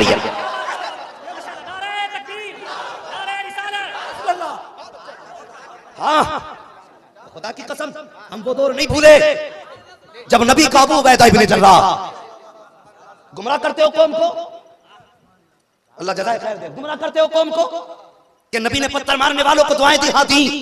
सिर्फ एक वक्त याद है, ये वक्त क्यों भूल गया अबू उबैदा इब्न जर्राह? एक दिन मेरे नबी की बारगाह में हाजिर हुए, जानते हो क्या था? हाथ में कोई तोहफा न था, हाथ में खाने पीने की चीज न थी, एक हाथ में तलवार थी, दूसरे हाथ में कटा हुआ सर था। मेरे नबी ने अबू उबैदा इब्न जर्राह को आते देखा, एक हाथ में तलवार दूसरे में कटा हुआ सर। मेरे नबी उठ के खड़े हो गए, फरमाया अबू उबैदा ये क्या है, किसका सर है? कहने लगे हुजूर ये मेरे बाप का सर है, हुजूर ये मेरे बाप का सर है। मैं पूछना चाहता हूँ, जैसे भी उबैदा इब्न जर्राह ने कहा था हुजूर ये मेरे बाप का सर है, आका फरमाते क्यों काटा? जैसे कहा ना क्यों काटा? कहते हुजूर ये आपके खिलाफ भौंक रहा था, मैंने बहुत समझाया, मैंने इससे कहा तू मेरा बाप है, मैं तेरे जरिए दुनिया में आया हूँ, देख सब कुछ गवारा है, मेरे महबूब के खिलाफ ना भौंका कर, मेरे महबूब के खिलाफ ज़बान ना खोला कर। आका इसने मेरी बात न मानी, फिर भी आपके खिलाफ बोला। कहते अबू उबैदा इब्न जर्राह, आका ये अबू उबैदा का फैसला है, जो ज़बान नबी के खिलाफ भौंकेगी वो सलामत नहीं रह सकती। हुजूर अब आपकी मर्जी है, मैंने बाप का सर काटा है, जो चाहो सजा दे दो, जो चाहो आप हुक्म फरमा दो। तो सुनो, नबी ही है जिन्होंने फरमाया कि माँ बाप की इज्जत करना, ये नबी ही है जिन्होंने बाप का मर्तबा बताया है। लेकिन जब इन्हीं के सामने बाप का सर काट के अबू उबैदा लाए और कहा हुजूर ये आपके खिलाफ भौंका इसलिए काट दिया,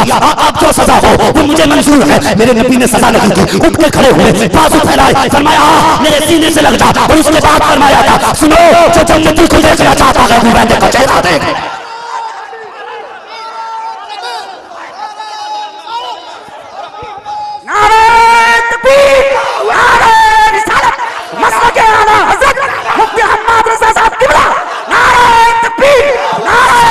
नारा लगाए और हाजिरी लगाए नबी की बारगाह में, दोनों हाथ उठा के बोले लब्बैक लब्बैक लब्बैक लब्बैक या रसूल अल्लाह, लब्बैक लब्बैक लब्बैक या रसूल अल्लाह, लब्बैक लब्बैक लब्बैक या रसूल अल्लाह, लब्बैक लब्बैक लब्बैक या रसूल अल्लाह, लब्बैक लब्बैक लब्बैक या रसूल अल्लाह, लब्बैक लब्बैक या रसूल अल्लाह। तशरीफ रखें। ज़मीनो ज़मा तुम्हारे लिए, मकीनो मकां तुम्हारे लिए, चुनीनो चुना तुम्हारे लिए, बने तो जहां तुम्हारे लिए, हम आए यहाँ तुम्हारे लिए, उठे भी वहां तुम्हारे लिए। कमेटी वालों, नबी की इज्जत पर पहरा देना तेरी मेरी जिम्मेदारी है। हाँ, अगर कफन में लिपट के चले गए और कब्र में नबी ने पूछ लिया कि लोग मेरे अबू बकर को भौंकते रहे और तू बिस्तर में सोता रहा, तो बताओ क्या जवाब हम नबी को देंगे? हाँ, दुनिया को बता दो जवान ये रसूल मुस्तफा की अजमत पर जवानियां लुटाएंगे।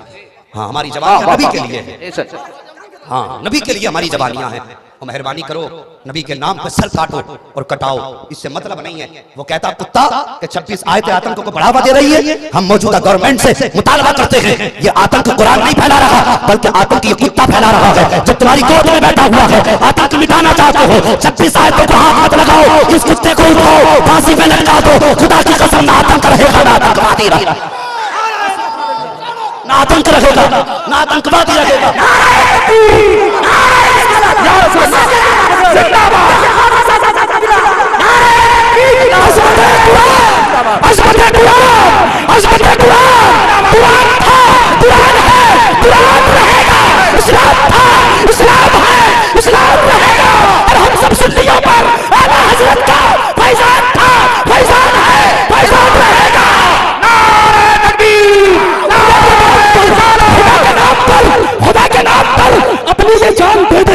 हम उसकी राह में सब इम्तिहान दे देंगे और ना पास आए अगर तुम अपनी बदतमीजी से तो तुम्हारी छाती पर चढ़कर आजाद दे देंगे।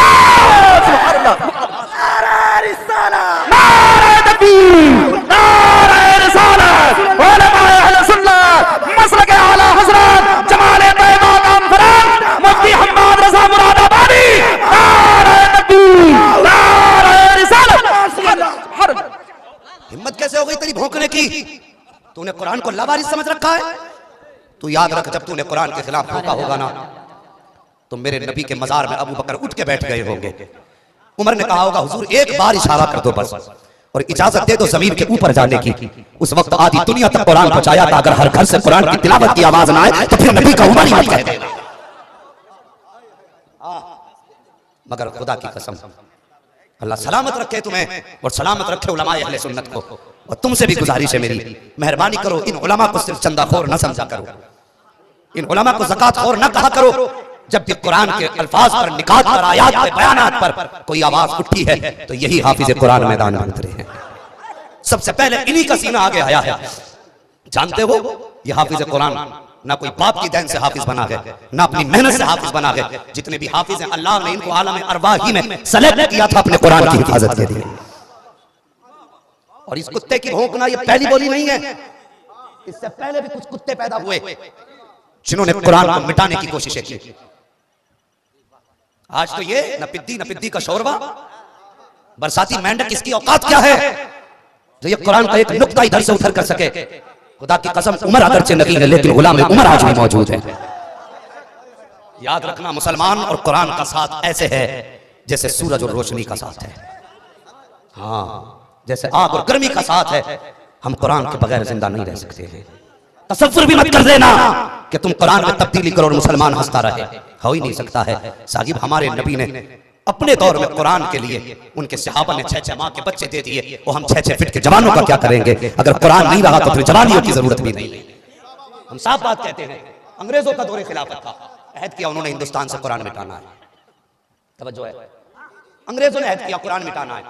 और सोशल मीडिया के जरिए मेरी बात उस कुत्ते के कानों तक जरूर पहुंचनी चाहिए ताकि वो समझे कुरान है क्या। हमसे घी चिपड़ी बातें करनी नहीं आती। हम तो एक बात जानते हैं, दुरंगी छोड़ दे एक रंग हो जा, सरासर मोम हो जा या फिर सरासर संग हो जा। हाँ, हम एक हाथ में लड्डू लेना जानते हैं, दोनों हाथों की जरूरत नहीं है। हाँ, हम मजबूत दामन के थामने वाले हैं। तवज्जो है कमेटी वालों, अल्लाह सलामत रखे। और ये आशिकों का मजमा ऐसा लग रहा है जैसे महफिल मुस्तफा के मदीने जा रही हो। हाँ, ऐसा लग रहा है जैसे महफिल मुस्तफा के मदीने जा रही हो। अल्लाह कबूल फरमा ले। अंग्रेजों ने मुहिम चलाई, हमें कुरान मिटाना है। जहां नुस्खे मिलते रहे दरिया में डालते रहे, जहां नुस्खा मिलता रहा दरिया में डालते रहे। तलाश करते करते शहर बरेली पहुंच गए। शहर बरेली पहुंच गए, एक मर्द कलंदर की चौखट पे गए। कहने लगे, बाबा सुना है कि तुम्हारी खानकाह में कुरान है। कहने लगे, है तो क्या करोगे? कहने लगा, वो नुस्खा हमें दे दो। क्यों? कहने लगा, हमने ये सोचा है भारत से कुरान मिटाना है और इस्लाम का निशान मिटाना है। कहा, फिर कुरान दे दूं तो क्या करेगा? कहने लगा, दरिया में जाके डालेंगे। हमने सारी जगह से नुस्खे ढूंढ लिए हैं, इसे अब दरिया में जाके डालना है। इतना कहा, आपकी आंखों पे सुर्खी आ गई, चेहरे के तेवर बदल गए। छोटा सा बच्चा गुजर के जा रहा था, आवाज दी, बेटा जरा इधर आओ। बच्चा आया, जैसे आया ना कहने लगा, जी बाबा हुक्म क्या है? कहा, बेटे ये कुरान मिटाने की बात कर रहे हैं, बता तेरा क्या फैसला है? बच्चा मुस्कुरा के कहने लगा, जा पागल वापस चला जा, कुरान मिटाने वाले खुद मिट गए हैं, कुरान कभी मिटाया नहीं गया है। जैसे बच्चे ने इतना कहा था, उसने कहा, बच्चे तुझे क्या मालूम है, जब नुस्खे खत्म हो जाएंगे कोई कुरान का पढ़ने वाला नहीं होगा। जब ये बात कही ना, बाबा कहने लगे, बेटे क्या कुरान पढ़ के सुना सकता है? बच्चा कहने लगा, हजरत मैं कभी मदरसे नहीं गया हूँ, कभी मैंने कुरान खोल के नहीं देखा, मैं कैसे पढ़ सकता हूँ? जैसे बच्चे ने इतना कहा, बाबा ने एक निगाह डाली, जैसी निगाह डाली खुदा की कसम हाफिज कुरान बना डाला है। फिर फरमाने लगे, बेटे अब कुरान पढ़ के सुना। बच्चा कुरान पढ़ता जा रहा है। पहला पारा पढ़ा मुकम्मल हो गया, दूसरा पारा पढ़ा मुकम्मल हो गया, तीसरा पारा पढ़ा मुकम्मल हो गया, चौथा पारा पढ़ा मुकम्मल हो गया। फरमाया, बेटे ठहर जा। जैसे आपने बच्चे को छुपाया, फिर अंग्रेज की तरफ देख के कहा, अब पता कुरान कैसे मिटाएगा? माना कि तू नुस्खे लेकर के चला जाएगा, इसे दरिया में डाल देगा, लेकिन इसके सीने से कुरान कैसे निकालेगा? अंग्रेज ने हंस के कहा था, रह गई बात सीने की, अगर कुरान मिटाना पड़ा तो गर्दनें काटते जाएंगे, कुरान मिटाते जाएंगे। बाबा को चला लाया, कहने लगे, कितनी गर्दनें काटेगा? अरे जिधर नजर डालते जाएंगे कुरान की तारीफ बनाते जाएंगे।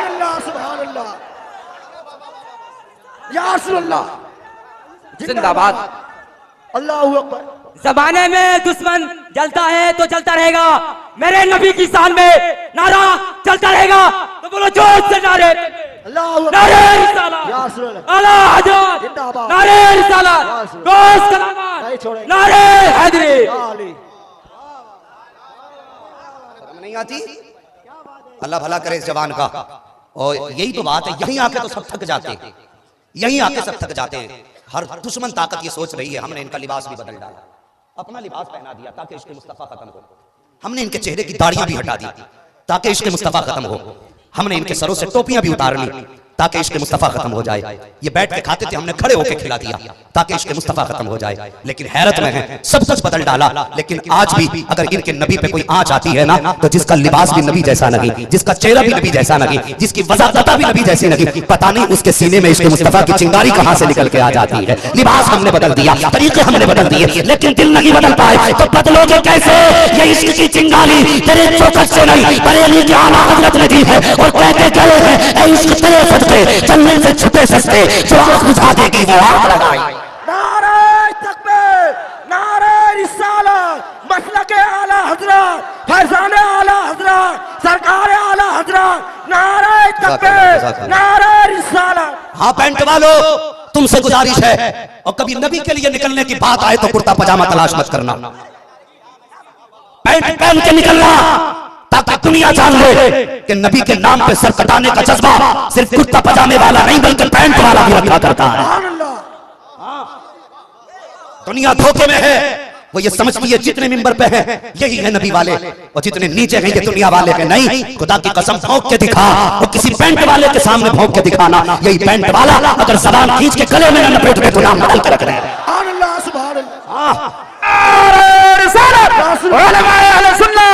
मसलके आला हज़रत मुफ्ती हम्माद साहब मुरादाबादी, लकड़गढ़ा का नौजवान, सुन्नी जन्नती मुसलमान, नारे तकबीर, नारे रिसालत। समझ रहे ना मेरी बात? दुनिया को पता चलना चाहिए सिर्फ इमाम ही नबी से प्यार नहीं करता है, बल्कि खेत में हल चलाने वाला भी नबी से इश्क करता है, स्कूल में पढ़ने वाला स्टूडेंट भी नबी से प्यार करता है। और साकिब दुनिया को बता दो, इंजीनियर भी सर कटाना जानता है, वकील भी सर कटाना जानता है, डॉक्टर भी सर कटाना जानता है, जज भी सर कटाना जानता है। और साकिब सुनो, तुम नबी को ये मत सोच लेना कि वो कब्र के अंदर गए हैं, ना खुदा की कसम नबी कब्र के अंदर सिर्फ साकिब में गए हैं। आज भी सुन्नियों के सर पे मदीने वाले का साया लहरा रहा। मा कान अल्लाहु लियुअज़्ज़िबहुम व अंत फ़ीहिम रसूला, महबूब तब तक अज़ाब नहीं देंगे जब तक तुम इनमें रहोगे। अज़ाब नहीं आया, पता चलता कि नबी हमारे बीच मौजूद हैं। हाँ, नबी हमारे बीच मौजूद हैं। आज इस्लाम कोई लावारिस नहीं है। इस्लाम की वो तारीख भी तुमने पढ़ी होगी कि जब मेरे नबी हरम शरीफ में है, हालत सजदा में है, अबू जहल अपने यारों के साथ खड़ा था। इनका बाप, इनका सबसे बड़ा बाप अबू जहल अपने यारों के साथ खड़ा था। नबी को सजदे में देख के कहने लगा, है कोई जो फला मकाम पे अभी ऊंट ज़िबा हुआ है, उसकी ओझड़ी ला के इनके ऊपर डाल दे। उकबा बिन नबी मोईद खड़ा हुआ कुत्ता, वो गया और ओझड़ी को उठा के लाया। ताकतवर लईम शहीम था। मेरे नबी सजदे में थे, सर पे ला के रख दी। सहाबी वहीं पे खड़े थे, उन्होंने नबी के सर पे ओझड़ी को डालते देखा, गए खींचने की कोशिश की, ना खींची, दौड़ लगाई, सीधी गए हजरत खदीजतुल कुबरा की चौखट पे। दस्तक दी, आवाज आई, कौन? कहा मैं आया हूँ। कहा किस लिए आए हो? कहा कि जालिमों ने मुस्तफा के सर पे ओझड़ी डाल दी है कोई जो मेरी मदद करे। घर के अंदर कोई और मौजूद ना था, लेकिन मेरे नबी की छोटी शहजादी सैयदा तय्यबा ताहिरा आबिदा ज़ाहिदा हजरत फातिमा ज़हरा मौजूद थी। अल्लाह अकबर। शाकिब, बेटियों को बाप से बड़ा प्यार हुआ करता है, और तुमसे गुजारिश है किसी की बेटी को तलाक देके घर से ना निकाला करो, किसी की जिंदगी को यूं बर्बाद ना किया करो। और तूने जाना नहीं है साकिब, जिस तरह तेरे माँ बाप ने तुझे मोहब्बत से पाला है, उसको भी माँ बाप ने सीने से लगा के पाला है। आज साकिब जरा सोचो तो सही, जब तुम किसी की बेटी को बेआबरू करके तलाक देके घर से निकालोगे, तुझे तो दूसरी औरत मिल जाएगी, लेकिन कभी तूने सोचा है जिसे तू घर से निकाल रहा है, मुआशरा उसके खिलाफ कितनी जबान चलाएगा। कोई कहेगा गैरों से ताल्लुक था इसलिए निकाली गई है, कोई कहेगा इसके चलन अच्छे न थे इसलिए निकाली गई है। वो साहिब जिसे कोई सीने से लगाने तैयार ना होगा, तुमने उस बेटी की आबरू को बेआबरू करके डाल दिया है। और तुम्हें खुदा का वास्ता बीवियों से समझौता ना हुआ करे, बर्दाश्त करके गुजारे कर लिया करो, लेकिन किसी की बेटी को तलाक देके घर से ना निकाला करो। तुम्हें मालूम नहीं है जब किसी की बेटी घर से तलाक होकर निकला करती है तो उस बात से पूछो उसके जिगर पे क्या गुजरती है, जिसने 18 साल तक सीने से लगा के पाला, और पालने के बाद अपनी बेटी को इज्जत से रुखसत करते वक्त अपनी पगड़ी बेटी के कदमों में रख के कहा था, ओ मेरी बेटी जा तो रही है, इस घर में दुल्हन बन के जाना, लेकिन याद रखना तू जब निकले उस घर से तो इस जोड़े में मत आना, बल्कि कफन पहन के तुझे वापस आना होगा। और तेरे घर में आके वो रही है, तू गालियां पकता रहा, वो सुनती रही, तू मारता रहा, बर्दाश्त करती रही। इसका मतलब ये नहीं है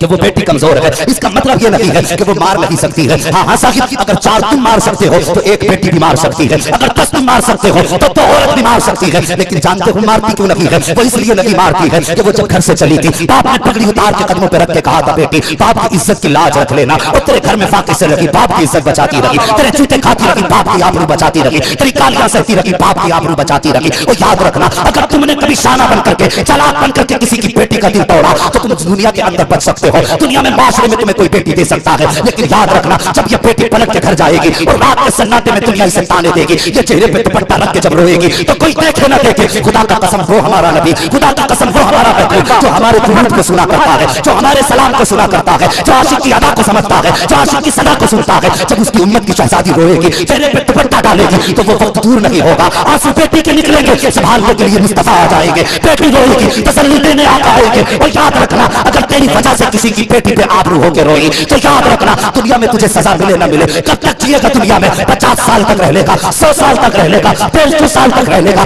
एक दिन कब्र में जाना पड़ेगा। जब कब्र में जाएगा, आज तू सताना चाहता है सता ले, जिस दिन कब्र में जाएगा अल्लाह कब्र में गिराएगा, और गिरा कर इतना रुलाएगा कि आंसू बहते बहते कम पड़ जाएंगे, कोई आंसू पोंछने वाला नहीं होगा। अगर कब्र में चाहते हो कोई आंसू पोंछने वाला मिले, तो सुनो, किसी की बेटी को रुलाया ना करो, किसी की बेटी को सताया ना करो, बल्कि कब्र के अंदर अगर रहनुमा चाहते हो, गरीब की बेटी के लबों पर मुस्कुराहट ला दो, कब्र में तुम बाद में जाओगे मदीने वाला पहले आ जाए।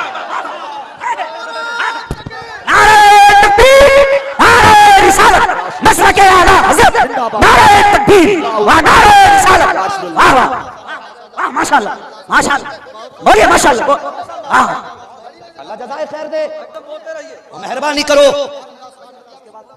यहाँ पे कुछ माएँ भी आई हैं, और मुझे सफेद दाढ़ी वाले भी नजर आ रहे हैं, सफेद दाढ़ी वाले भी नजर आ रहे हैं। लोग कहा करते हैं हमसे, हजरत जी बहू रोटी नहीं दे रही है, बेटा खैरियत भी नहीं पूछ रहा है। तो हमारे समाज ने घर के सारे फसाद की जड़ बना दिया है सास और ससुर को, नहीं बहू को। तशरीफ लाइए माशाल्लाह।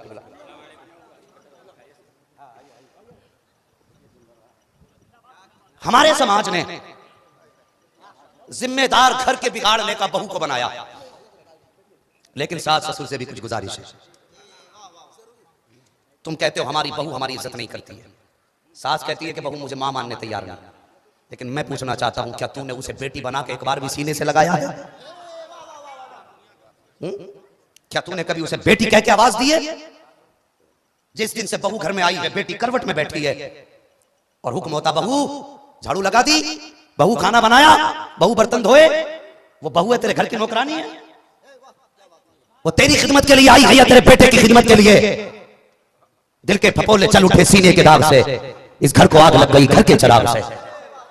बेटी को गोद में बैठाओ और बहू को नौकरानी बनाओ, और फिर कहते हो दुआ करना बेटी का नसीब अच्छा हो। बेटी के नसीब ऐसे अच्छे नहीं होते। अपनी बेटी को गोद में बैठाओ और दूसरे की बेटी को खून के आंसू रोने पे मजबूर करो। अगर चाहते हो तुम्हारी बेटियों के नसीब अच्छे हो, तो दूसरे की बेटी की इज्जत किया करो, अल्लाह तुम्हारी बेटियों को इज्जत अता फरमाएगा।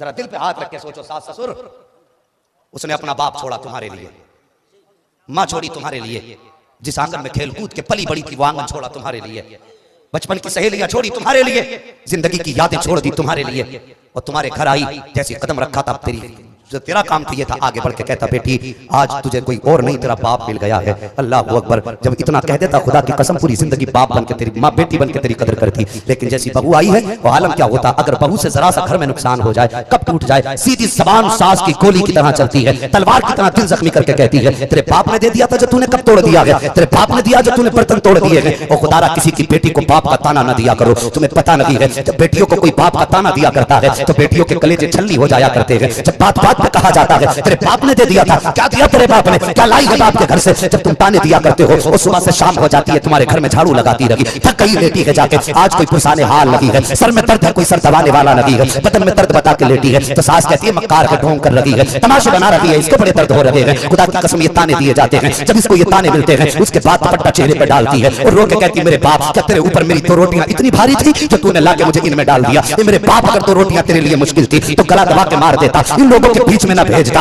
ये रोज यहाँ पर जी के मरा जाता है, बेटियां रो रो करके ये फरियाद किया करती हैं। और तुम्हें खुदा का वास्ता किसी को बाप का ताना ना दिया करो, जहेज का ताना ना दिया करो, मरना है एक दिन मरना है। जब शाम को शोहर आता है आके बैठता है कदम पकड़ के रोने लग जाती है, रो के कहती है मेरे सरताज अपने माँ बाप से कहते जितना चाहे जूतों से मारे, जितना चाहे तमाचों से मारे, लेकिन मेरे माँ बाप को जहेज की गाली ना दे, मेरे माँ बाप को दौलत की गाली ना दे। इन्हें क्या पता है कितनी मुश्किल से मेरे बाप ने मेरे लिए 4 जोड़े तैयार किए, ये क्या जाने कितनी मुसीबतों के साथ बाप ने 4 बर्तन दिए थे। अल्लाह अकबर। जब बेटियां रोया करती हैं तो सिर्फ याद रखना बात शोहर तक नहीं रह जाती है, बल्कि इनके रोने की सदा अल्लाह के अर्श को जाके हिला दिया करती है। और जब खुदा का अर्श हिलता है तो फिर साकिब रहमत नहीं बरसा करती, फिर अज़ाब बरसा करते हैं। अगर रहमत चाहते हो तो किसी की बेटी को रुलाया ना करो, बल्कि रोती बेटियों को हंसा दिया करो। इधर बेटी मुस्कुराएगी, इधर मदीने वाला मुस्तफा मुस्कुरा जाए।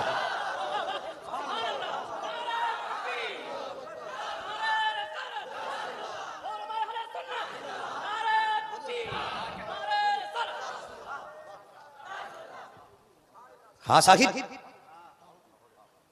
अगर हमने अपने दीन को अपनाया होता तो आयशा फिर न डूबती।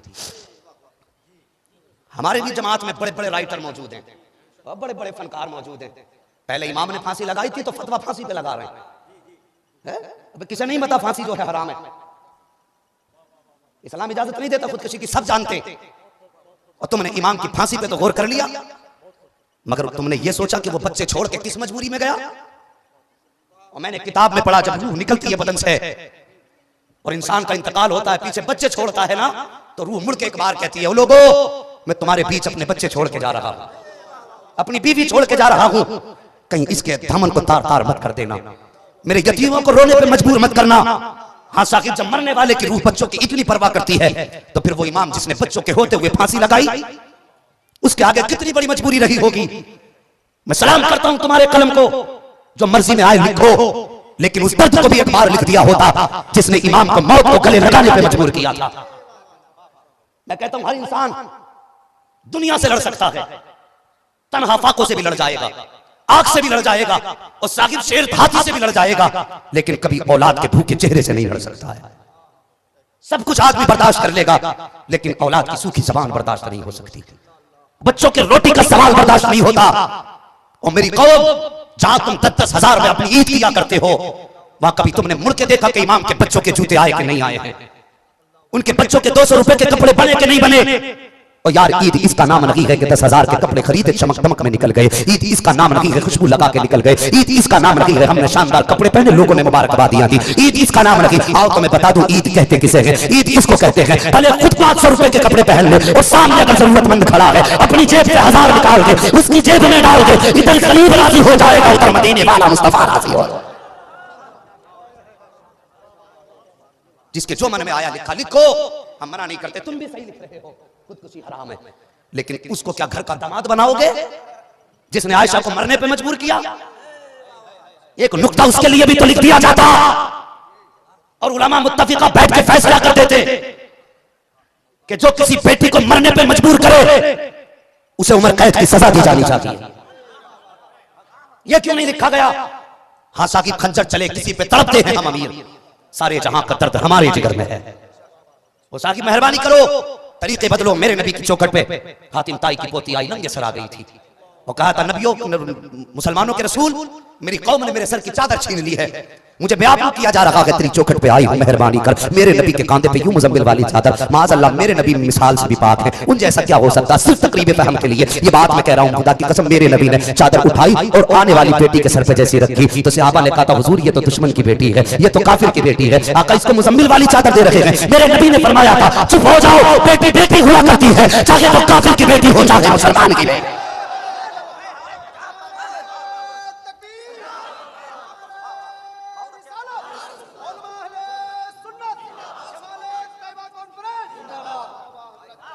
मेहरबानी करो, इस्लाम हर बेटी को बचाने की बात करता है, और कुत्ते भौंक के कहता है कि इस्लाम आतंक फैलाता है। खुदा की कसम, अगर इस्लाम ना होता ना तो वसीम कुत्ते तेरा नुतफा भी नहीं होता जमीन, तेरी मां को भी चिता पे चला दिया गया होता, या पैदा होने से पहले मार दिया जाता। अगर पेट से बच जाती तो जमीन पे आने के बाद मारता, और वही मारता जिसके नुतफे से तू पैदा हुआ है। खुदा की कसम, एहसान मान मदीने वाले का, अगर बेटियां मुस्कुरा रही है तो करम मदीने वाले का। शर्म नहीं आती? भोंकते हो, इस्लाम को आतंकवादी कहते हो। इस्लाम कभी भी पहल की इजाजत नहीं देता, इस्लाम दिफा की इजाजत देता, इस्लाम दिफा की इजाजत देता। जहां जहां भी वक्तुलू का हुक्म है उठा के देखिए, बिला वजह नहीं। पहली जंग इस्लाम की हुई, जब जंग के लिए निकले ना, नबी ने फरमाया, सुनो मेरी नसीहत लिखो कि कोई भी निहत्थे पे हाथ नहीं उठाएगा, बूढ़े और बच्चों पे तलवार नहीं उठाएगा, किसी औरत पे तलवार नहीं उठाएगा। ये इस्लाम की सच्चाई है, कोई औरत पे तलवार नहीं उठाएगा। और फरमाया, जो तलवार फेंक के अमान मांगे उसे भी कत्ल नहीं किया जाएगा। किसे कत्ल किया जाएगा? जो तुम्हें कत्ल करे तुम उसे कत्ल कर। इस्लाम दिफा का हुक्म देता है, फसाद का हुक्म नहीं देता। और इस कुत्ते को क्या पता इस्लाम क्या है, जिसका खुद ही इस्लाम से रिश्ता नहीं। हम जानते हैं बेटे तू किसकी नाजायज औलाद है, हमें खूब पता है कि तू कौन से नाजायज बाप के कहने पे कूद रहा है। अगर अपने बाप की औलाद होता तो यह हरामी होने की हरकत ना करता। हमें अच्छी तरह मालूम है कि तू किन के कहने पे कूद रहा है, हमें तेरे नाजायज बाप को कभी पता है। बस तवज्जो करो, आखिरी बात, ओझड़ी डाली मेरे नबी के सर पे। घर के अंदर सिर्फ सैयदा फातिमा की बचपन का जमाना तोड़ के आई। हाँ, मैं बता रहा था मेरा नबी कितनी पावर वाला है, उनका घराना कितनी शान वाला है। आई सहाबा फरमाते हैं कि वो आई, एक तरफ से हजरत फातिमा ने धक्का दिया, दूसरी तरफ से मैंने खींचा। फरमाते जब ओजड़ी खींची ना, नबी ने सर उठाया अपना, तो सरकार का चेहरा उसके बोझ से सुर्ख हो चुका था, आंखें बाहर निकल आई थी। अल्लाह अकबर। बेटी ने बाप का चेहरा देखा, देख करके लिपट गई, कभी बाप का माथा चूम रही है, कभी बाप के लबो रुखसार चूम रही है। सरकार की आंख में आंसू आ गए। जैसी हजरत फातिमा ने बाप की आंख में आंसू देखे ना, कहीं दौड़ के काबे का गिलाफ थामा और सीधे से लगा के कहती या अल्लाह, जिन्होंने मेरे बाप के साथ ये किया है, मालिक तू उन्हें दुनिया से तबाह हो बर्बाद फरमा दे, नेस्त को नाबूद फरमा दे। इतनी बात सैयदा ने कह दी थी। आका करीम ने सुनी, तोड़े जाके बेटी को सीने से लगाया, फरमाया फातिमा कोई जुमला मत कह देना। लेकिन दुआए फातिमा हो चुकी थी। इतनी देर जब तक नबी आते, फातिमा की ज़बान से निकला हुआ जुमला आसमान इजाबत तक जा चुका था। और फिर वो वक्त तारीख ने देखा है, इधर सैयदा की ज़बान से जुमला निकला, या अल्लाह, जिन्होंने मेरे बाप पे ये जुल्म किया है, जो इस साजिश में शरीक है, अल्लाह उन्हें तबाह फरमा दे। फिर इंतजार था बद्र के मैदान के सजने का। बद्र का मैदान सजा है, उठाइए तारीख, जितने ओझड़ी डालने में थे, आज कल बद्र के मैदान में फातिमा की दुआ मकबूल होती नजर आई। सर अलग पड़े थे, अलग तवा पर रहे। खुदा की कसम, ये वो वारिस हैं हमारे, अगर हाथ उठ जाएं तो इजाबत ने झुककर गले से लगाया बड़ी नाज से जब दुआए मोहम्मद। अल्लाह अकबर। हाँ साहिबो, आज के बाद हमें हर दिन नबी की अजमत पे पहरा देना है। अब एक जलसा करा के सोना नहीं है, समझ गए कमेटी वालों? जलसा करा के सोना नहीं हो। मेरी माँ बहनों, जितना हो सके पर्दे का एहतमाम करो, और किसी लालच में आके तेरे कदम नहीं बहकने चाहिए, इसलिए कि तन्हा तेरा कदम बहकेगा, तेरा बाप इस मुआशरे में सर उठाने के लायक नहीं रह जाएगा। भाई चार लोगों में बैठ के बात नहीं कह पाएगा, और तेरे खानदान की नाक कट जाएगी। किसी मर्द की दौलत के लालच में आके अपनी आबरू का सौदा मत कर देना। तेरी आबरू इतनी भी सस्ती नहीं है जो टकों में बिक जाए। और खुदा की कसम, तुझे रब ने कनीज़े फातिमा बनाया है, और तू देख मर के जन्नत आके देख। खुदा की कसम फरमाया गया, जब ये औरतें मर के जन्नत तक आएंगी, और अल्लाह जब इनको हुस्न देगा तो हूरों का हुस्न तेरे सामने कुछ भी नजर नहीं आया। तेरी शान है, मेहरबानी करो, जन्नत के अमाल करो, जवानों नबी की आबरू और इज्जत पे पहरा देना है। अगर वो जो नहीं तो कुछ नहीं। फरमाया गया था, जान है वो जहान की, जान है तो जहान है। अल्लाह अकबर। और नबी से इश्क करो, जान है इश्क मुस्तफ़ा, रोज फज़ल करे खुदा, जिसको हो दर्द का मजा, नाज़े दवा उठाए क्यों। ला उक़सिमु बिहाज़ल बलद, महबूब मुझे शहर की कसम है, व अंत हिल्लुम बिहाज़ल बलद। कसम इस वजह से नहीं है कि यहाँ इमारतें अच्छी हैं, यहाँ पहाड़ खूबसूरत है, यहाँ लोग अच्छे हैं, बल्कि इस वजह से कसम याद फरमाई, व अंत हिल्लुम बिहाज़ल बलद। वजह यह है कि महबूब, इस शहर ने तेरे तलवों से लगने, तेरे तलवों को चूम लिया है, इस वजह से मुझे इस शहर की खाक से भी प्यार है। अल्लाह अकबर। अगर खुदा नबी के कदमों से लगने वाली खाक की कसम इरशाद फरमाए इतना पसंद करता है, तो फिर उनकी यादों में रात भर जागने वाले दीवानों को कितना पसंद करता होगा। बस अल्लाह करीम हम सब की हाजिरी अपनी बारगाह में कबूल फरमाए, जो हुए अगलात उनको माफ फरमाए रब्बे कायनात। जिंदगी ने दिया साथ तो फिर होगी मुलाकात, चमन रहा तो फूल खिलेंगे, जिंदगी रही तो फिर मिलेंगे। मुसाफिर हैं हम भी, मुसाफिर हो तुम भी, किसी मोड़ पर फिर मुलाकात होगी। फकीरान आए सदा कर चले, सदा खुश रहो, ये दुआ कर चले। जो भाई हमारे दूर दराज से आए हैं इस महफिल पाक में, अल्लाह ताला उन्हें हर कदम पे अच्छे अंदाज में आपको समझाया। निकाह किसकी सुन्नत है बोलेंगे? अगर ना बोलना हो, पैसे लेके बोलें तो पैसे इस्राइल रागिब भाई से ले जाइए, मगर बोल दीजिए किसकी सुन्नत है। पीछे वाले भी कहते हैं नबी की सुन्नत है। ये सुन्नत कितनी देर में अदा हो जाती है? बहुत ज्यादा लगते हैं 5 मिनट। कितनी देर लगती है? 5 मिनट। इसका वक्त क्या होता है? असर और मगरिब का बीच अक्सर। उसमें अगर इमाम ने जरा सी ताखीर कर दी तो फिर जो बारात में सर्वे सर्वा बन के लोग आते हैं वो इमाम को बरसने लगते हैं। इतना टाइम लगा दिया, इतनी देर लगा दी, कैसे इमाम रखे हैं, कहाँ के इमाम हैं? शर्म कर, जबान को लगाम लगा, ये इमाम है, तेरे बाप का गुलाम नहीं है। होश के नाखून ले। तू इंसाफ के साथ मुझे बता, सुन्नत नबी की थी, तूने हुजूर को कितना राजी किया? अभी 3 दिन शादी में होते हैं, घर के अंदर गाने बजना शुरू हो जाते हैं, ढोल तमाशों की महफिलें गर्म होने लगती हैं। मुझे बताइए, ये निकाह का कोई हिस्सा है? बड़े बड़े शौकीन लोग आते हैं, कई लोगों से पूछा जाए भाई तूने ये क्यों किया, तो वो पर्दा उतारते हैं। बाप कहता मैंने तो मना किया था, बच्चे ही नहीं माने।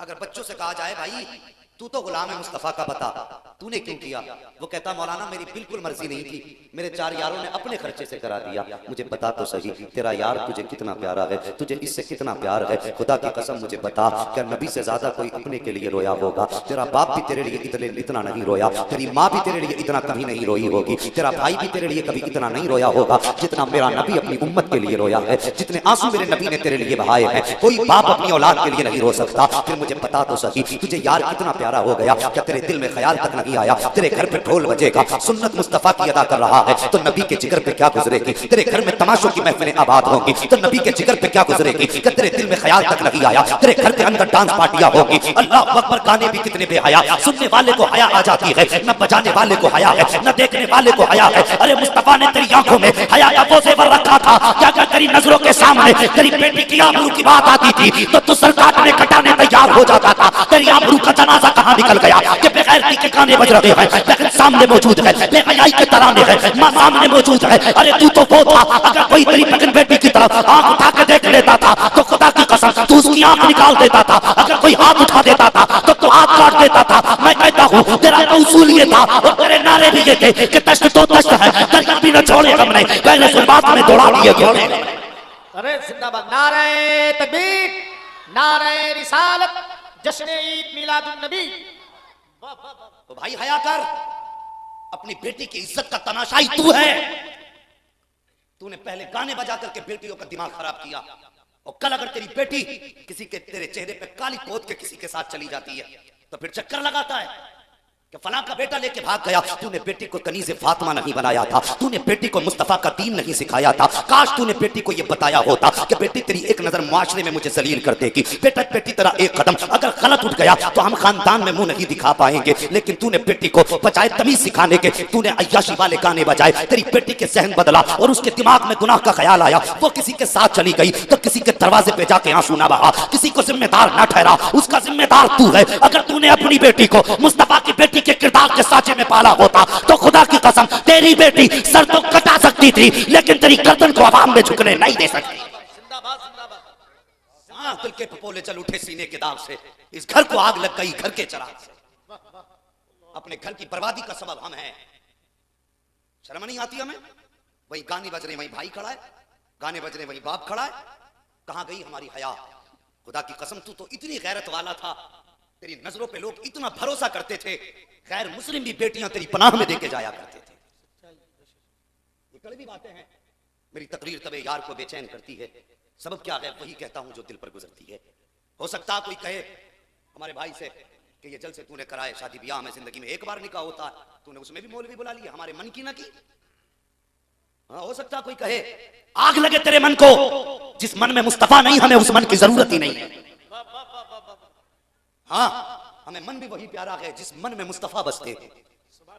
मुझे सच्ची बता जवान, यकीनन हो सकता है तुम्हारे दिल में किसी के ख्याल हो कि मौलवी कुछ भी कर लो हमें गाने बजाने हैं, लेकिन दिल पे हाथ रख के बता, तूने अगर गाने बजाए यार की मर्जी की कर ली, तूने 4 यार राजी कर लिए, इनकी यारी की हकीकत कितनी है, कहाँ तक साथ देंगे ये? बहुत साथ दिया तो कब्र तक साथ देंगे। ये बड़ी बेवफा दुनिया है यार, इस दुनिया पे कुर्बान ना हो। अल्लाह की कसम अगर दिल ही लगाना है तो फिर आमीना के लाल से दिल लगा, अगर प्यार ही करना है तो अब्दुल्ला के लखते जिगर से प्यार कर। तू किसकी दोस्ती में बहक गया है, किसकी दोस्ती ने तुझे गुमराह कर दिया है? ये तो वो है, आंख बंद होने दे, सांसें थमने तो दे। कोई कहेगा इसके कपड़े उतार तो तेरे यार तुझे हाथ लगाने तैयार नहीं होंगे, तुझे गुस्ल देने के टाइम तेरे दोस्त तेरे ऊपर पानी डालने के लिए तैयार नहीं होंगे। हमने तो यहाँ तक देखा है कि वो यार जो कहा करते थे तेरे बगैर दिल नहीं लगता है, तुझसे बात ना करें तो अच्छा नहीं लगता है, तेरे गले में हाथ डाल के चलने वाले एक मौत का झटका तो लगने दे, तुझे हाथ लगाने से डर जाएंगे, तुझे छूने से डरेंगे। इनके लिए तूने मुस्तफा को नाराज किया जो आज तेरे कपड़ों को हाथ लगाने तैयार नहीं है। तेरे बदन से उतारे हुए कपड़ों को कोई 2 उंगली से पकड़ के इधर डाल रहा है, कोई लकड़ी के जरिए उठा के डाल रहा है। इनके लिए तूने मुस्तफा को नाराज किया जिन्होंने सांस बंद होते ही तुझसे चेहरा फेर लिया है। तू इनकी रजा के लिए मुस्तफा को नाराज कर रहा है। मुझे बता तो सही किसके लिए तूने अपने नबी को नाराज किया? ये वो कौम है, खुदा की कसम सांस बंद होगी तुझे हाथ लगाने से ये डरेंगे, तेरे कपड़े उतारने को ये तैयार नहीं होंगे। अल्लाह अकबर, गुस्ल की बारी आएगी तो बुलाया जाता है ठेकेदार, जो ठेका दे करके गुस्ल कराया जाता है। और ये तो तेरे अपने थे, इन्हें सबसे पहले तेरे पास आना था, लेकिन इन्होंने चेहरा फेर लिया है। जब बारी कब्र में उतारने की आई है तो आवाज देते कहां है चचा, कहां है ताऊ? मुझे बता तो सही, रात दिन ये तेरे गले में हाथ डाल के टहलने वाले आज तुझे कब्र में उतारने तैयार नहीं है। तूने इनके लिए मुस्तफा को नाराज किया है। तुझे कब्र में रखने के बाद जब मिट्टी डालने की बारी आएगी यही यार खड़े होंगे, कहेंगे ये सुराख भी बंद करो, ये तख्ता सही से लगाओ, यहाँ से हवा जा सकती है, यहाँ से उजाला जा सकता है। मुझे बता तो सही, इनके लिए मुस्तफा को तूने नाराज किया जो आज तेरी कब्र का एक निशान ढूंढ के बंद कर रहे हैं। मेरे नबी ने तो फरमाया था जब तुम अपने मुर्दों को दफन करो तो इतनी देर कब्र पर ठहर जाया करो जितनी देर में ऊंट ज़िबा करके उसकी बोटियां बनाई जाएं और उसके गोश्त को तकसीम करने में जितना वक्त लगा करता है इतना वक्त अपनों की कब्र पर बैठा करो। और जो तेरे साथ आधी आधी रात तक बैठा करते थे,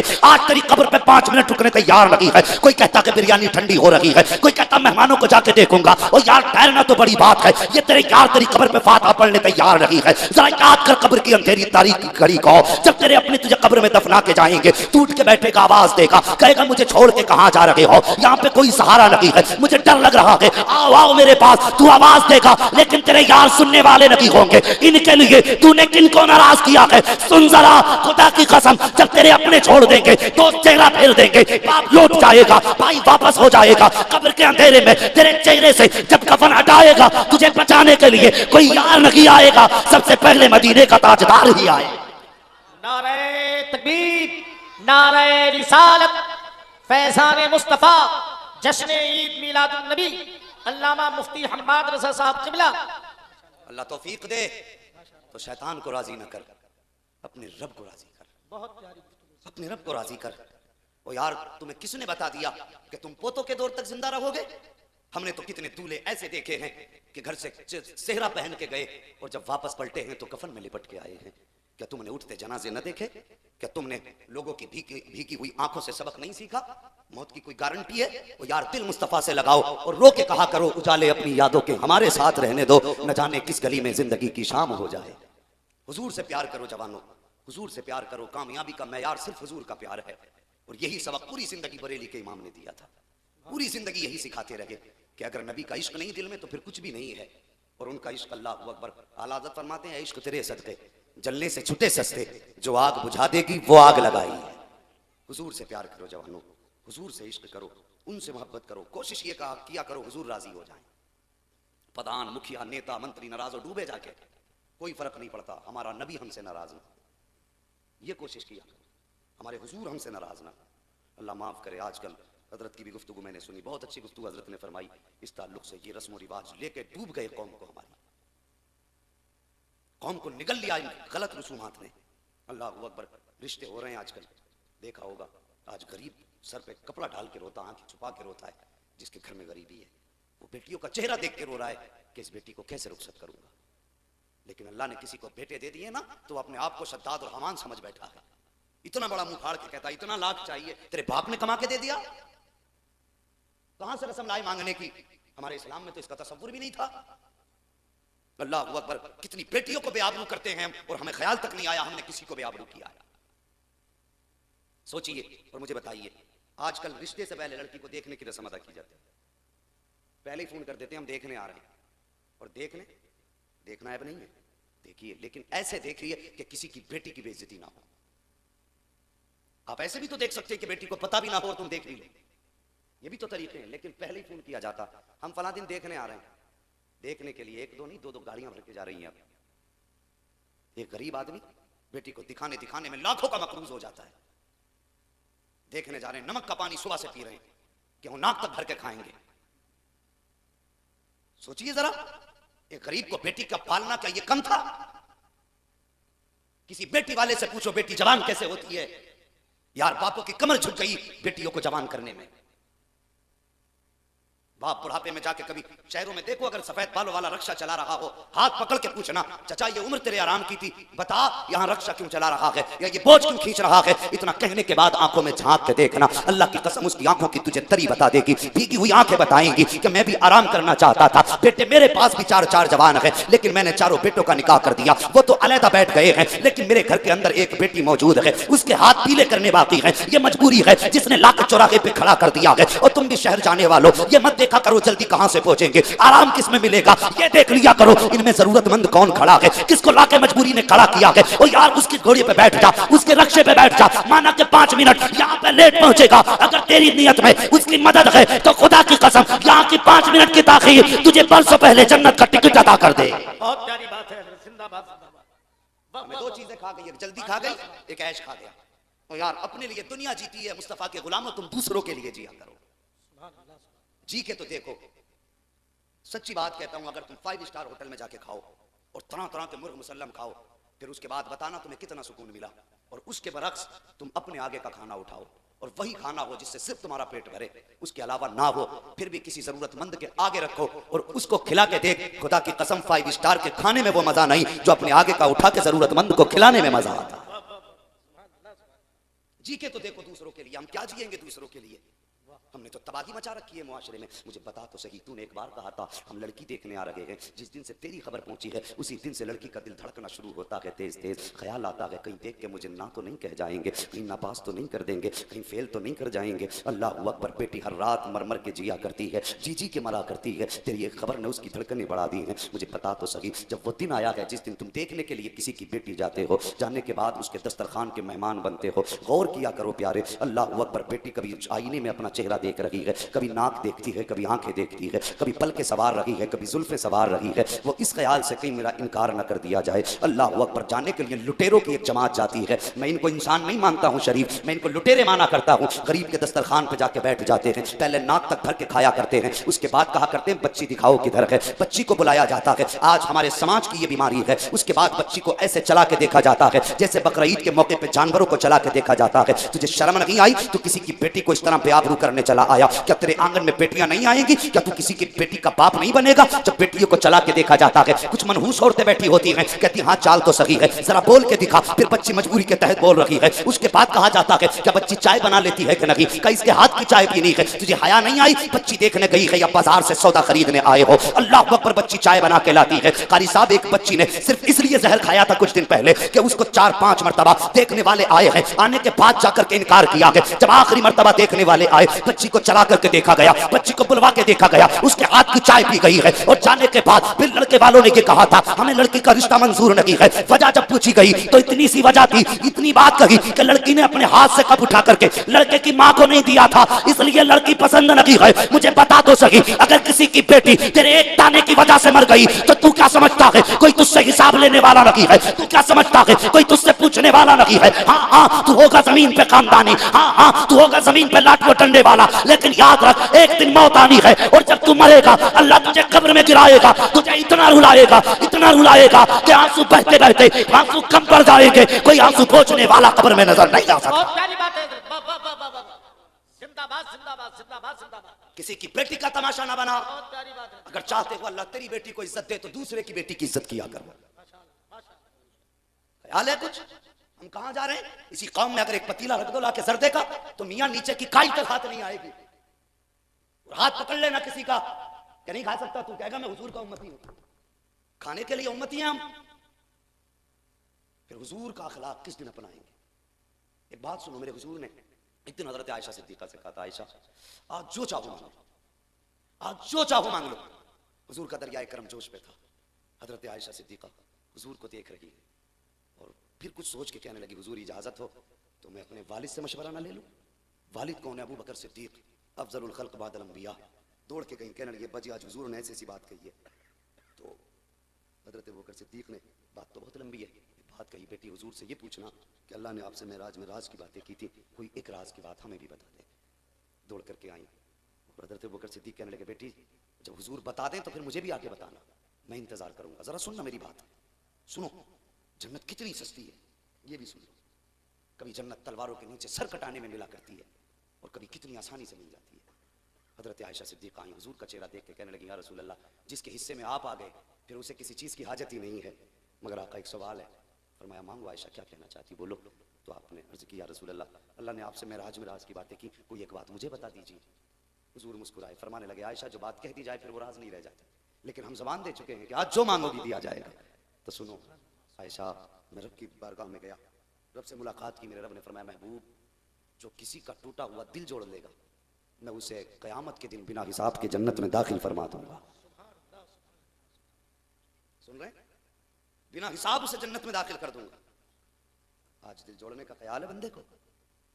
दिल जोड़े या टूटे मेरी शान पे फर्क नहीं पड़ना चाहिए, ये स्टेटस है हमारे, ये ख्याल है हमारे। हजरत आयशा सिद्दीक़ा दौड़ी, अल्लाह अकबर, बकर सिद्दीक़ रज़ी अल्लाह तआला ने इंतजार में खड़े, बेटी बताया? हुजूर ने कहा जी। क्या बताया? फरमाने लगी, अर्ज करती है बजान हुजूर ने फरमाया जो किसी का टूटा हुआ दिल जोड़ देगा अल्लाह बिना हिसाब के उसको जन्नत में दाखिल फरमा देगा। हजरत अबू बकर सिद्दीक़ ये सुन के रोने लग गए। आपने अर्ज किया बजान ये मैंने तो खुशी की बात बताई थी, आप क्यों रोए?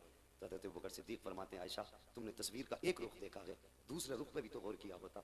अगर खुदा दिल जोड़ने वाले को बिना हिसाब जन्नत में दाखिल कर सकता है तो दिल तोड़ने वाले को बिना हिसाब के दोज़ख में भी तो दाखिल कर सकता है। सोचिए हमने कितनों के दिल तोड़े, कितनों को सताया, कितने की हाय हमारे दामन में है। सोचा हमने? अल्लाह ने बेटे दिए हैं तो उसकी बारगाह में सजदा शुक्र अदा किया करो। और जवानों, बाप की तुम्हारे जो भी ख्वाहिश होगी होगी। हाँ, कुछ बापों का ख्याल होता है इस पे 50,000 लेने, इस पे 1 लाख लेने, 2 लाख लेने, होगा कोई ख्याल? तुम ये ख्याल रखो, अल्लाह हमें निकाह का दिन दिखाए, हम उसके बदले में 10 लाख 5 लाख नहीं लेंगे। हम ऐसा अमल करेंगे जिससे काबे वाला खुदा भी राजी हो जाए, गुंबद खजरा वाला मुस्तफा भी राजी हो जाए। ये कब होगा और कैसे होगा? सुनिए एक बात और, अल्लाह ने सबको रिश्तों में जोड़ रखा है कारी साहब। कोई किसी का भतीजा है, कोई किसी का बेटा है, कोई किसी का भांजा है, और सबकी माली हालत भी बराबर नहीं रखी। कोई अमीर है तो कोई गरीब है। एक भाई ऐसा है कि जो कलम चलाता है, दूसरा भाई ऐसा जो ठेला चलाता है। ये निजाम है दुनिया का। जरूरी नहीं 1 करोड़पति हो तो दूसरा भी हो, एक गरीब हो सकता है, दूसरा अमीर हो सकता है। अल्लाह अकबर। आज माशरे को देखिए, मैं पहले वो बात आपसे कह के पूरी कर लूँ, कभी भी किसी की बेटी को देखने जाया करें तो ऐसे ना जाएं कि उसकी बेटी की इज्जत का जनाजा निकले। यार, अगर किसी लड़की को तुम देख के आके सिर्फ इतना कह दो कि पसंद नहीं है तो उसकी जिंदगी पे दाग लग जाता है, उसके रिश्ते फिर मुश्किल से होते हैं। तलाक और छोड़ना तो बहुत बड़ी बात है, अगर सिर्फ देख के इनकार कर दो तो बच्ची एहसास कमतरी का शिकार हो जाती है। कभी भी किसी की बेटी का तमाशा ना बनाओ, आड़ से देखो कि बेटी को भी पता ना चले, बेटी वालों को भी पता ना चले। ऐसे भी तो देख सकते हैं ना। फिर अगर तुम्हारी समझ में आए तो हाँ करो, समझ में ना आए तो ना करो, वो आपकी मर्जी है, वो आपकी मर्जी है। मगर खुदारा किसी की बेटी को रुसवा ना करो। शादी ब्याह शरीयत के दायरे में करें और ये सोच करके करें ये सुन्नत मुस्तफ़ा की है, हम इस पर अपने नबी को राजी करेंगे। आज माशरे में क्या ये नहीं देखा जाता कि अगर भाई बहन का रिश्ता कितनी भी करीबी हो, अक्सर ये देखा जाता है कि हजरत अगर बहन रिश्ता कर दे बच्चों का भाई से पूछे बगैर और उसके बाद वो दावत देने के लिए भाई को आए तो भाइयों के हालात ये होते, कहते मुझे जाना ही नहीं है। बहन पूछती है क्यों, तो कहते कि इसलिए तूने मुझसे पूछ के किया बेटे का रिश्ता। यार, इतनी बड़ी खता कर दी बहन ने कि तुम मुझसे ना पूछने की वजह से बहन के घर नहीं जा रहे हो। खुदारा, ये रिश्ते नसीब से मिला करते हैं। उनसे पूछो खुदा ने जिनके आंगन में बहनें नहीं रखी उनके घर कितने सूने होते हैं। और कभी उन बहनों से पूछो जिनके घर में भाई जैसी दौलत नहीं होती, वो घर कितने वीरान लगते हैं। ये रिश्ता नसीब वालों को अल्लाह देता है, मुकद्दर वाले हैं जिनको खुदा ने बहन भाई का प्यार दिया है।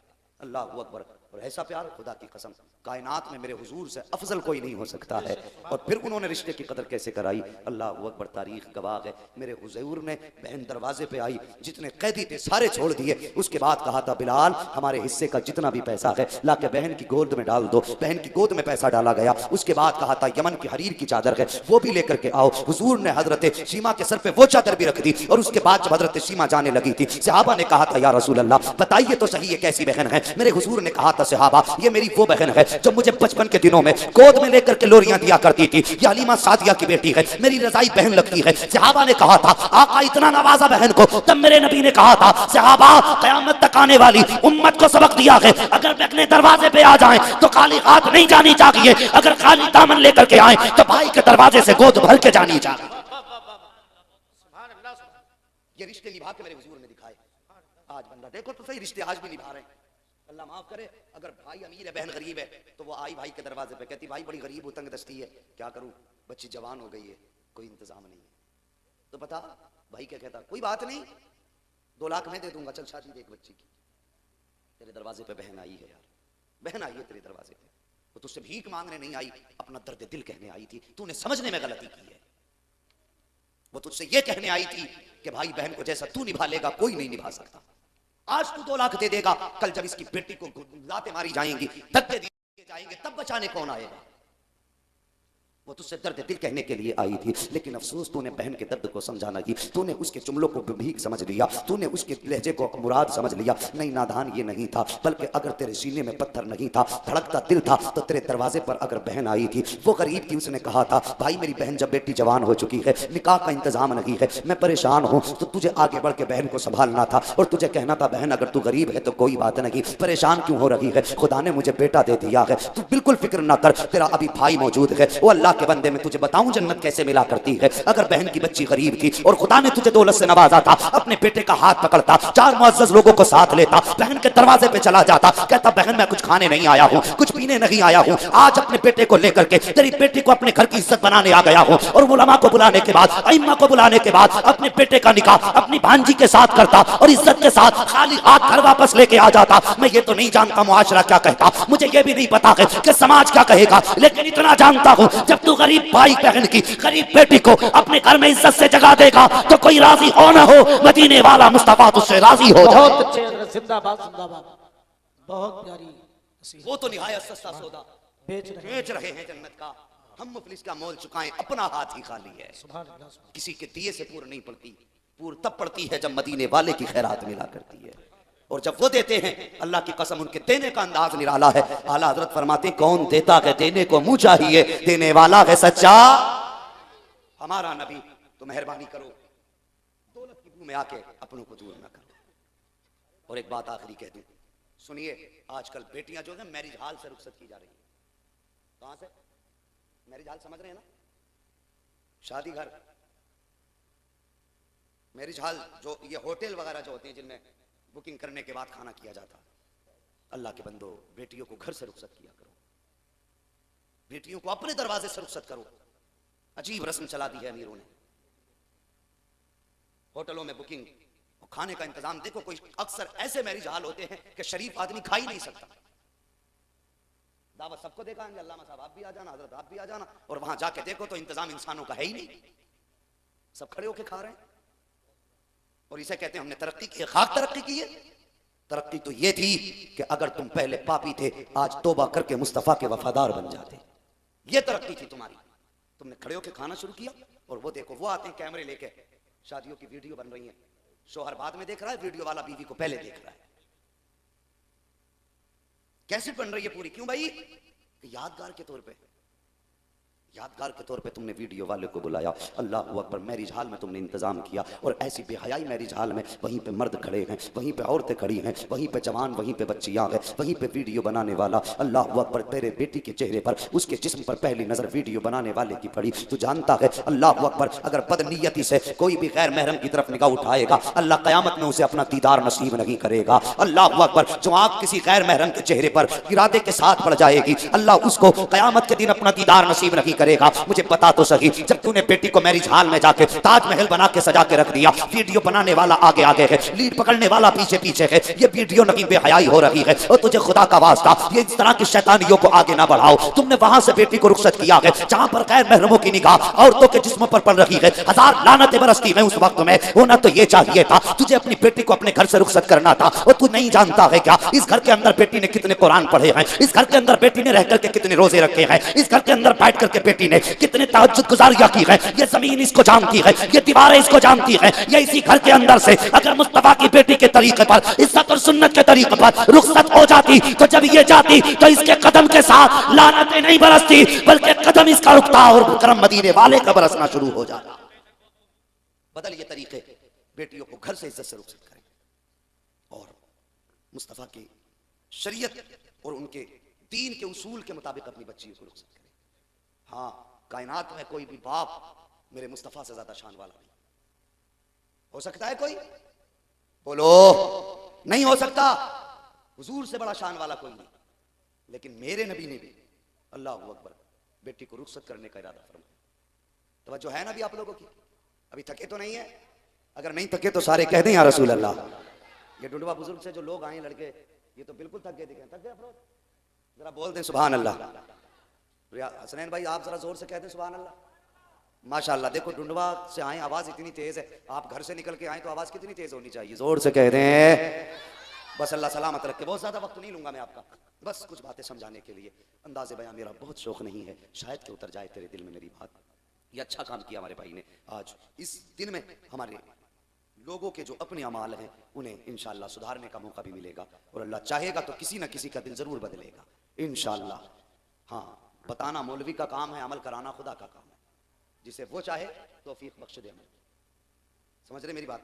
अल्लाह की तौफीक से इंसान ने काम करता है।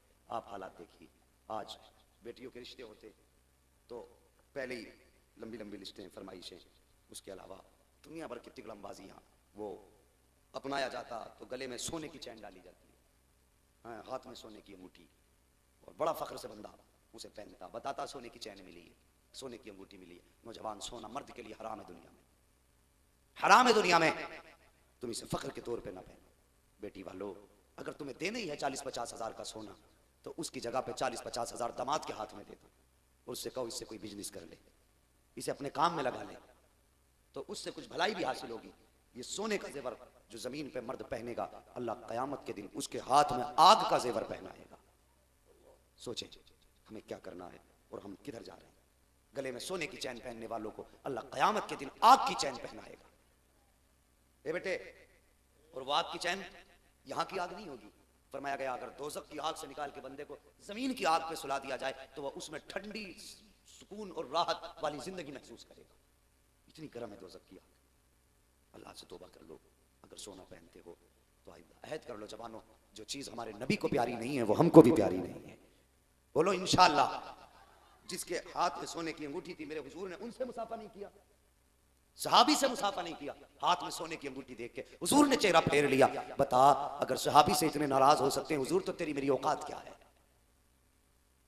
आज के बाद गलत रस्मों को बिल्कुल अलग करो। बेटियों को रुखसत करो तो घर से रुखसत करो। रिश्ता करो तो बिल्डिंग देख के रिश्ता ना करो, शराफत देख के रिश्ता किया करो। आज लोग कहते हैं वो हमारा दामाद हमारी बेटी को सता रहा है, हक अदा नहीं कर रहा है। मुझे बता, जो इंसान रब से नहीं डर सकता वो तेरी बेटी का हक अदा कैसे अदा कर सकता है। अल्लाह से डरने वाले दामाद ढूंढो, रब को राजी करने वाले दामाद ढूंढो। जिनको रब की रजा की फिक्र होगी वो तेरी बेटी को भी इज्जत से जगह देंगे। सोची बदल गई, फिक्रें बदल गई, पैसा में यार बन गया, दौलत में यार बन गई, शोहरत में यार बन गई। कितनी बार ऐसा होता है कि करोड़पति दामाद ढूंढकर भी बेटियों को सुकून नहीं मिल पाता है।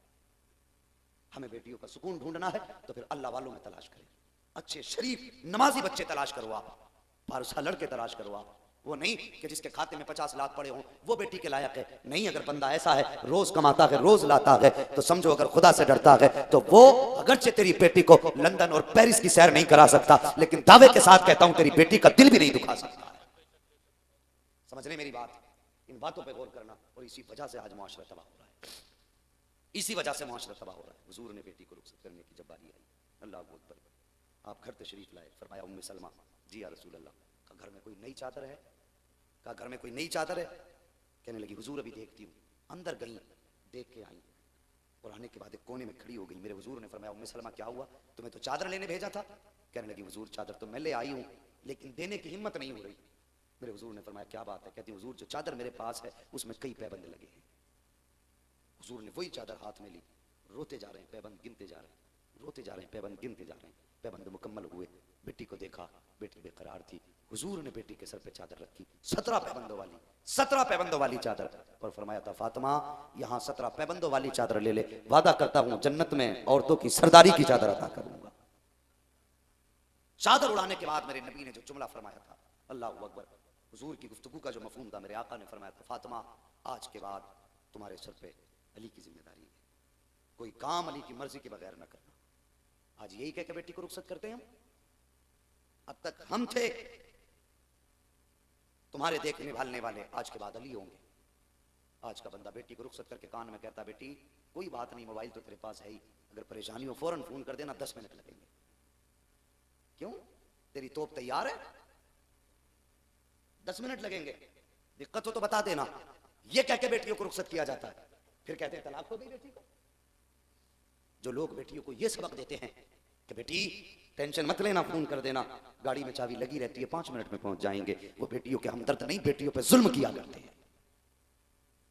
हाँ, बेटियों पे जुल्म कर रहे हैं और उनका घर बर्बाद करने में लगे हैं। अल्लाह अकबर, तेरी बेटी की औकात क्या है? आ देख नबी की बेटी की शान। अल्लाह अकबर, एक दिन मेरे हुजूर आए हैं, सैयदा फातिमा ज़हरा के दरवाजे पे दस्तक दी, आवाज़ आई बाबा जी अंदर आ जाइए। हुजूर अंदर तशरीफ लाए हैं। आका करीम ने अंदर कदम रखा, बेटी का चेहरा देखा, मुस्कुरा दिए। आका करीम का चेहरा बेटी ने देखा, सैयदा फातिमा मुस्कुराई। बाबा कैसे आना हुआ? फरमाया बेटी तुझे 3-4 दिन से देखा ना था, मेरी शहजादी मैं तुझे लेने के लिए आया हूँ, बेटी कुछ दिन मेरे साथ घर पे रहोगी, मुझे ज्यादा सुकून महसूस होगा। अल्लाह अकबर, बेटी कौन है? खातून जन्नत है। बुलाने कौन आया है? सैयदुल अंबिया आए हैं। अल्लाह अकबर, होना तो क्या चाहिए था, जैसा नबी ने कहा था, फौरन हजरत फातिमा को हुजूर के पीछे पीछे हो जाना चाहिए था, लेकिन नहीं, जैसी इतनी बात मेरे हुजूर ने कही है, बेटी फातिमा तुझे लेने के लिए आया हूँ। हजरत फातिमा ज़हरा का जवाब सुने सारी बेटियां। हजरत फातिमा ज़हरा की आंख में आंसू आ गए, कहने लगी बाबा जी आपका हुक्म सर आंखों पर है, आप कहें तो मैं आग में छलांग लगा दूं, जो आप हुक्म देंगे मैं उस पर अमल करूंगी, लेकिन बाबा बस जरा सी बात है। क्या बात बेटी? काली घर पे नहीं है और उनकी इजाजत के बगैर मैं घर से कदम नहीं निकाल सकती हूँ। अल्लाह अकबर। हुजूर की बेटी हुजूर से कह रही है अली घर पे नहीं है, उनकी इजाजत के बगैर मैं घर से कदम नहीं निकालूंगी। हुजूर मकान के कोने में बैठ जाते हैं। थोड़ी देर गुजरी है कि इतने में हजरत अली आ जाते हैं। जैसे आपने दरवाजे में कदम रखा है,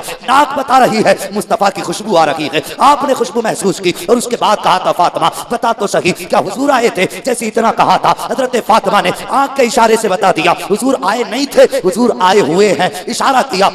हजरत अली ने उधर रुख किया जिधर हुजूर बैठे हैं, तोड़ करके गए हुजूर की खिदमत में सलाम अर्ज किया, या रसूल अल्लाह कैसे करम फरमाई की है? आका करीम फरमाते हैं ए अली फातिमा को लेने के लिए आया था। अल्लाह अकबर। कहा लेकिन फातिमा ने यह कहा कि अली आ जाएंगे उनकी इजाजत लेकर के जाऊंगी। हजरत अली फौरन पलटे हैं। कहा फातिमा जब हुजूर बुलाने आए थे तो तुम्हें चला जाना चाहिए था, मेरा इंतजार किस लिए किया? अल्लाह अकबर। खातून जन्नत की आंख में आंसू आ गए, रोके कहती हैं ए अली जब मेरे बाप ने मुझे रुखसत किया था उस वक्त कहा था बेटी आज के बाद अली की मर्जी के बगैर कदम मत उठा देना। ए अली अगर मैं अपने बाप के कहने पर चली जाती तो कयामत तक आने वाली औरतें मेरे बाप को ताना देती और हो सकता था ये कह देती कि फातिमा वो है जो बाप की मर्जी बाप के कहने पर शौहर की मर्जी के बगैर चली गई थी। आज फातिमा ने अपने शौहर की फरमाबरदारी करके जमाने को बताया था कि फातिमा वो है जो मर्जी के बगैर शौहर के घर से कदम नहीं निकालती है, ताकि कयामत तक आने वाली बेटियां अपनी शौहर की मर्जी के बगैर घर से कदम बाहर ना निकाल पाए। ये सबक था उनकी जिंदगी का। आज मियां घर नहीं बीवी को डर नहीं, एक हंगामा मैशर हो तो भूलूं उसको, सैकड़ों बातों का रह रह के ख्याल आता है। अल्लाह के बंदो घरों के हालात अच्छे करो, कौम की बेटियों कनीज़े फातिमा बन जाओ, कनीज़े फातिमा बन जाओ, घरों के माहौल को जन्नतनुमा बनाओ। झगड़े होंगे, तलाकें होंगी, तुम तो तलाक लेकर के तलाक दे करके कहीं ना कहीं गुमनाम जिंदगी जी लेते हो, लेकिन तुम्हारे इस फेल को लोग सोशल मीडिया पे उछालते हैं और इस्लाम का मजाक उड़ाते हैं। सबकी जिम्मेदारी है इस्लाम के शाना बशाना खड़े होने की, मौलवी की जिम्मेदारी नहीं, हर फर्द जिम्मेदार है। कोई भी ऐसा काम हम ना करें जिससे कोई हमारे हुजूर को, उनके किरदार को और उनके दिए हुए दीन को कोई निशाना बना सके। करेंगे इंशाअल्लाह ये अमल, ऐसा कोशिश करेंगे, जोर से बोलो इंशाअल्लाह। व अम्मा भी नेमत रब्बी का फहदिस, अपने रब की नेमतों का खूब खूब तज़किरा करो। अल्लाह का शुक्र है मैं शायद पहला खतीब हूँ जिससे फरमाइश होती है, और ना अक्सर शायरों से कहा जाता हुजूर वो कलाम पढ़ दीजिए, है बस हुक्म हुआ है ना ना शजरा नहीं। एक बात है मुझे, हाँ शजरा इतना पढ़वाया हजरत ढूंढवा वालों ने कि पूरे हिंदुस्तान को शजरा याद होगी। अब मुझे पढ़ने की जरूरत ही नहीं है। खैरियत है आप लोग? बड़े मरे दिल से कह रहे हैं अल्हम्दुलिल्लाह। कुछ खा पी के तो बैठे हैं ना माशाल्लाह, कुछ है परसों से खा रहे हैं। हाँ नहीं, अगर ज्यादा खा गए हो तो फिर मजबूरी है, और अगर हिसाब से खाया तो बोल दें जरा या रसूल अल्लाह, सुभान अल्लाह। अल्लाह सलामत रखे वो लोगों के दिल का अक्सर ख्याल रखा, किसी का दिल ना टूटने पाए, किसी को तकलीफ ना हो। हम बात बातों में दिल तोड़ देते हैं और उसके बाद जन्नत के ठेकेदार बनते हैं, कहते नहीं मैं बड़ा पारसा हूं, बातों बातों में दिल तोड़ दिया और तू अपने आप को पारसा कहता है। ऐसा न किया करें। सैयदी सरकार आला हज़रत इमाम इश्क़ व मोहब्बत इमाम अहमद रज़ा खान फाज़िल बरेलवी अलैहि रहमत व रिज़वान, अल्लाह अकबर, वो सिर्फ इश्क़ ही का इमाम नहीं, वो अमल का भी इमाम है। हाँ लोगों ने उन्हें करीब से जाना नहीं, बद मज़हबों ने इतना मशहूर कर दिया कि वो कुफ्र व शिर्क की मशीन थे माज़अल्लाह। लेकिन इमाम अहमद रज़ा का काम ये नहीं था बिला वजह में किसी पे कुफ्र व शिर्क के फतवे लगाना। उन्होंने जहां मुस्तफ़ा की अजमत का तहफ़्फ़ुज़ किया, वहीं पे किरदार मुस्तफ़ा भी लोगों के सामने रखा। उन्हें समझने की ज़रूरत है और उन्हें पढ़ने की भी ज़रूरत है। सरकार आला हज़रत इमाम अहमद रज़ा खान फाज़िल बरेलवी कितने बड़े आलिम, इतने बड़े आलिम कि जिनको आज जदीद तहक़ीक़ के मुताबिक 120 उलूम पर महारत ताम्मा हासिल थी। जिसे 3 फ़न आ जाए, 3 तो छोड़ो, अगर 1 फ़न आ जाए और उसमें महारत हो जाए फिर तो वो अपने वक्त का आला हज़रत बनने लगता है। उन्हें 120 फ़न आते थे, फिर भी इनके सारी का आलम। अल्लाह अकबर। अपने शागिर्द रशीद के साथ बैठे हुए एक बच्चा गुजर के जा रहा था, उसने आला हज़रत का चेहरा देखा, देख के कहने लगा बड़े मौलवी साहब, कहा जी क्या हमारे घर पे दावत खाओगे? आप मुस्कुराए, कहने लगे बेटे घर में कोई बड़ा नहीं है, घर में कोई बड़ा नहीं है। बच्चा कहने लगा हज़रत मैं यतीम हूँ और मेरी माँ ने मुझे ही भेजा। जब लफ्ज़ यतीम आया ना, आपने फरमाया बेटे जा जाके कह दे हमें तुम्हारी दावत मंजूर है, मगर बेटे खिलाओगे क्या? बच्चा कहने लगा कि बस यही चने का साग और जौ की रोटी या बाजरे की रोटी जो उस वक्त में थी, कहिए खिलाएंगे। आला हज़रत ने फरमाया मुझे मंजूर है, घर जाके कह दो बच्चा गया आके फिर कहने लगा, मौल साहब हमारी अम्मी ने कहा दावत आज नहीं कल खिलाएंगे आप, कल आ जाना। आला हज़रत ने फरमाया ठीक है। अगला दिन जब वो वक्त आया जिस वक्त के लिए दावत का वक्त मुकर्रर किया गया था, अल्लाह अकबर, आला हज़रत ने अपने शागिर्द को साथ लिया और लेने के बाद बिहारीपुर पुलिस चौकी ढाल पर पहुंचे। वहीं उस बच्चे का मकान था। दरवाजे पे दस्तक दी, कहा कौन? का बड़े मौल साहब आए हैं। कहा क्या करने? कहा दावत कल की गई थी। अल्लाह अकबर। अंदर से बच्चा आया कि जी जी ठीक है। आके बोला ठहरिए। अंदर गया, एक बोरिया लेकर के आया। हमारे यहाँ बोरिया कहते हैं फटी झाल का सिस्टम, जो आपके यहाँ जिसे झाल कहते हैं, हमारे यहाँ उसे बोरिया कहा करते हैं। वो टुकड़ा टाट का या बोरिया लेकर के आया। लाने के बाद कहा हज़रत लो इसको बिछाइए, इस पर बैठ जाइए। उसी जगह पर आप आगे मकान के आगे से लेता उस पर बैठ गए। जो भी आला हज़रत को बैठा हुआ देखता, हज़रत आप यहाँ, मुस्कुरा के कह दिया करते थे नहीं नहीं जाइए, आज अहमद रजा की दावत है, तुम्हारी दावत तो नहीं है। ये कह के आप आगे टाल देते। बैठे बैठे वक्त हो गया। बच्चा अंदर से खाना लेकर के आया। जब सामने खाना आया तो रोटी वो थी जिससे आला हज़रत का सख्त परहेज था, जिससे आप सख्त परहेज फरमाते थे। आपके शागिर्द ने कहा था हज़रत जी इस रोटी से तो सख्त परहेज है। अल्लाह अकबर। आला हज़रत ने कोई जवाब न दिया, लेकिन जब वो खाना आया आला हज़रत ने खाना शुरू किया। वैसे तो आप आधी रोटी खाया करते थे, लेकिन आज आला हज़रत ने पूरी रोटी खा ली है। जब पूरी रोटी खाई, शागिर्द ने कहा था हज़रत सिर्फ दावत का मामला था, एक लुकमा खा लेते तब भी दावत पूरी हो जाती, आप 2 लुकमे खा लेते तब भी दावत का हक अदा हो जाता। सरकार बताइए तो सही, ये रोटी तो आपके लिए जहर थी। आप हमेशा रोटी जो खाते हैं, आप आधी रोटी खाया करते हैं, आज रोटी भी वो है जिससे परहेज है, और पूरी रोटी आपने खाई है। ये रोटी आपको नुकसान देगी, आपके लिए ये रोटी जहर कातिल है। इतना सुनना था, मेरे इमाम की आंख में आंसू आ जाते हैं। फरमाते तुम नहीं जानते हो, आज जो दरवाजे पर दावत करने के लिए आया था ये यतीम और गरीब था, हमारे दरवाजे पे दावत करने के लिए आया, हम यहाँ खाने के लिए आए। अगर हम एक लुकमा भी खा लेते तो दावत तो हो जाती, लेकिन बात यह है ये हो सकता था कि इसके दिल में ये ख्याल आ जाता अगर अमीर का दस्तरखान होता तो अहमद रजा पेट भर के खाते, गरीब का दस्तरखान था इसलिए पेट भर के ना खाया। आला हज़रत फरमाते हैं कि ये रोटी मेरे जिस्म को नुकसान दे, ये तो गवारा कर सकता हूँ, किसी यतीम का दिल टूट जाए, अहमद रजा को गवारा नहीं हो सकता। अल्लाह अकबर। ये किरदार अमल था उनका, और ये उनकी जिंदगी थी कि उन्होंने अमल भी करके दिखाया। तो आज वो न बने कि जिसको कहा जाता आप मुरादी आप मुरादी। कोशिश करें जबान के साथ साथ अमल भी बेहतर हो। किसी को जबान से तकलीफ ना दें, किसी तरह से कोई तकलीफ ना दें, किसी को दिखा के। हमारा इस्लाम तो इतना महज़ब मजहब है। अल्लाह अकबर। सोचो हुजूर ने फरमाया अगर तेरे घर में गोश्त बने या तो ऐसे वक्त बना कि जो पड़ोसी के घर तक खुशबू जाए तो उसके बच्चे ना सूंघ पाए, और अगर ऐसे वक्त में बना रहा है कि जिस वक्त में तेरे घर के खाने की खुशबू पड़ोस में जा रही है तो हुजूर ने फरमाया शोरबा बढ़ा लिया करो और पड़ोसी के घर तक पहुंचाया करो, ताकि उसकी खुशबू पड़ोसी के बच्चों के नाक तक जाए। और हो सकता अगर उन्होंने उसी चीज की फरमाइश अपने बाप से कर दी और उनका बाप वो फरमाइश पूरी ना कर सका तो एक बाप का दिल टूट जाएगा। हमारा मजहब तो पड़ोसी का दिल तोड़ने नहीं देता, तो तुम सगे भाई का दिल कैसे तोड़ सकते हो? बातें तो बहुत सारी हैं, मगर भाई शादी ब्याह के मौके पे भी, इन रस्मों के मौके पे भी ख्याल किया करो। कुछ लोग ऐसे होते हैं जो पूरा साल हजरत खाते रहेंगे, जब शादी का टाइम आगा तभी मुंह घुमा के बैठ जाएंगे। पूरा साल खाएंगे, दुआ सलाम भी होगी, 2 दिन पहले दरवाजा बंद, क्यों? नाराजी मनाने आए। क्या रस्म बना रखी है यार? तुम अपने भाई को नीचा दिखाना चाहते हो, उसे जलील करना चाहते हो? याद रखो अगर बंदे की ताकत में जलील करना होता तो फिर बात कुछ और होती। जलील वो नहीं होता जिसे बंदा जलील करे, इज्जतें उसे नहीं मिलती हैं जिसे बंदा चाहे मुझे इज्जत मिले, इज्जत उसी को मिला करती है जिसे खुदा दिया करता। मेहरबानी करो, किसी को छोटा साबित करने की कोशिश ना करो, किसी को जलील साबित करने की कोशिश ना करो। हमारा नसीब है कि आज एक दूल्हा की महफिल में एक सैयदजादा दूल्हा बन करके आया है। सैयद साहब क़िबला के कदम आना, मैं समझता हूँ ये वो कदम है अगर बंजर जमीन पे पड़ जाएं तो हरियाली उगाया करती है। ये वो कदम है, अल्लाह की कसम हमने हुजूर को तो नहीं देखा, हमने कभी हुजूर का जिस्म भी नहीं छुआ, हुजूर को तो ना सही कम से कम उनके शहजादे को देख रहे हैं। हमने उनके हाथ ना छुए, कम से कम उस जिस्म को तो छू लें जिस जिस्म में मुस्तफ़ा की निस्बत खून बन के दौड़ रही है। हाँ, ये अजमत वाली ज़ात है। वो लोगों अल्लाह तौफीक दे तो अपने हाथ जो है ना ऐसे पीरों के हाथ में दो कि जो ईमान की हिफाजत कर सके। मेरे डेला मार पीर के हाथ में हाथ में दो, तुम्हारी फाल कोई भी खोल देगा, तुम्हें सट्टे का नंबर कोई भी जादूगर बता देगा, लेकिन जन्नत का रास्ता सिर्फ मुस्तफ़ा का सच्चा गुलाम बता सकता है। हाँ, हमारी कौम भी अजीब है, जो जितना नंगा देखा उतना ही पहुंचा हुआ समझ लिया। बिल्कुल कपड़े नहीं पहनने तो मुंह के बल गिर जा के नंबर भी देके जा और पता भी देके जा। अगर कोई शरीयत का पाबंद है तो उसकी कोई वैल्यू ही नहीं है। तो भाई असल वली वो है जो शरीयत का पाबंद है। लोग कहते हैं करामत दिखाओ, हथेली पे सरसों जमा दोगे तो वली मान लेंगे, ये करामत नहीं। आज के दौर की सबसे बड़ी करामत जो है वो दीन मुस्तफ़ा की शरीयत पर इस्तेहकाम का नाम सबसे बड़ी करामत है। जो सुन्नत और शरीयत का ज्यादा पाबंद है वो उतना ही ज्यादा बड़ा वली है। लेकिन कोई बंदा अगर 5 साल से 5 वक्त की नमाज पढ़ रहा हो तो वो ये ना सोचे कि मैं वली हो गया।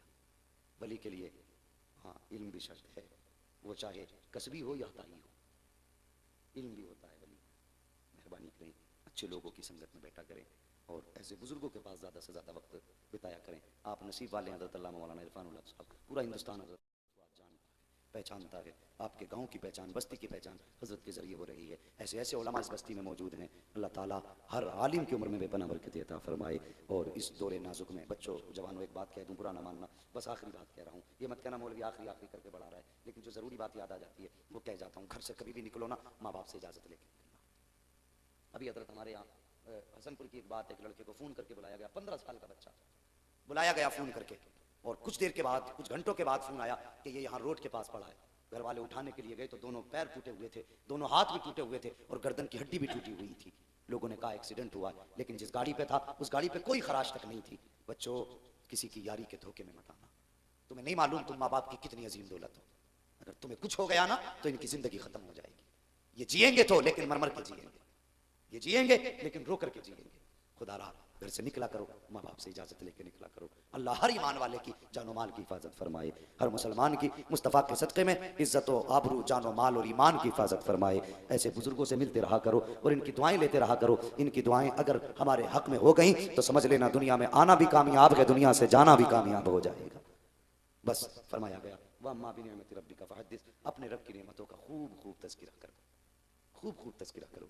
तो अल्लाह ने ये दिन दिया, खुशी का दिन, ये भी नसीबों से मिला करता है, हर एक को सेहरे भी मैसर नहीं होते। अल्लाह ने ये दिन दिया, अल्लाह और उसके रसूल का तज़किरा हुआ। अल्लाह इस महफिल को अपनी बारगाह में कबूल फरमाए। जवानों, अल्लाह ज़िंदगी में खुशियाँ दे। तो अब होना ये चाहिए, दूल्हा तू बने, तराने मुस्तफ़ा के होने चाहिए। हाँ, सेहरा तेरे सर पे हो, बातें मुस्तफ़ा की हों, फिर खुदा की कसम शान से जाओगे, शान से आओगे। और जब बारातें इस इज्जत के साथ होंगी तो फिर परेशान होने की ज़रूरत नहीं है। दुल्हन घर में कदम बाद में रखेगी, अल्लाह की रहमतें तेरे घर में पहले उतरना शुरू हो जाएगी। हाँ, मौला करीम मेरी गुफ्तगू पे पहले मुझे अमल की तौफीक अता फरमाए और उसके बाद पूरी उम्मत मुस्लिमा को अमल खैर की तौफीक अता फरमाए। बच्चों हुए गलत उनको माफ़ फरमाए। रब्बे कायनात, ज़िंदगी ने दिया साथ, फिर होगी मुलाकात। चमन रहा फूल खिलेंगे, ज़िंदगी रही फिर मिलेंगे। मुसाफिर हैं हम भी, मुसाफिर हो तुम भी, किसी मोड़ पर फिर मुलाकात होगी। फ़कीरान आए सदा कर चले, सदा खुश रहो तुम दुआ कर चले। सारे लोग कलमा शरीफ पढ़ लीजिए, ला इलाहा। आखिर में भी कम से कम इतनी आवाज़ होनी चाहिए जितनी ज़ोर से इस्राइल भाई ने नारा लगवाया था आपसे। इनके कहने पे इतनी जोर से नारा लगा सकते हो, हमारे कहने पे कलमा ही नहीं पढ़ सकते क्या?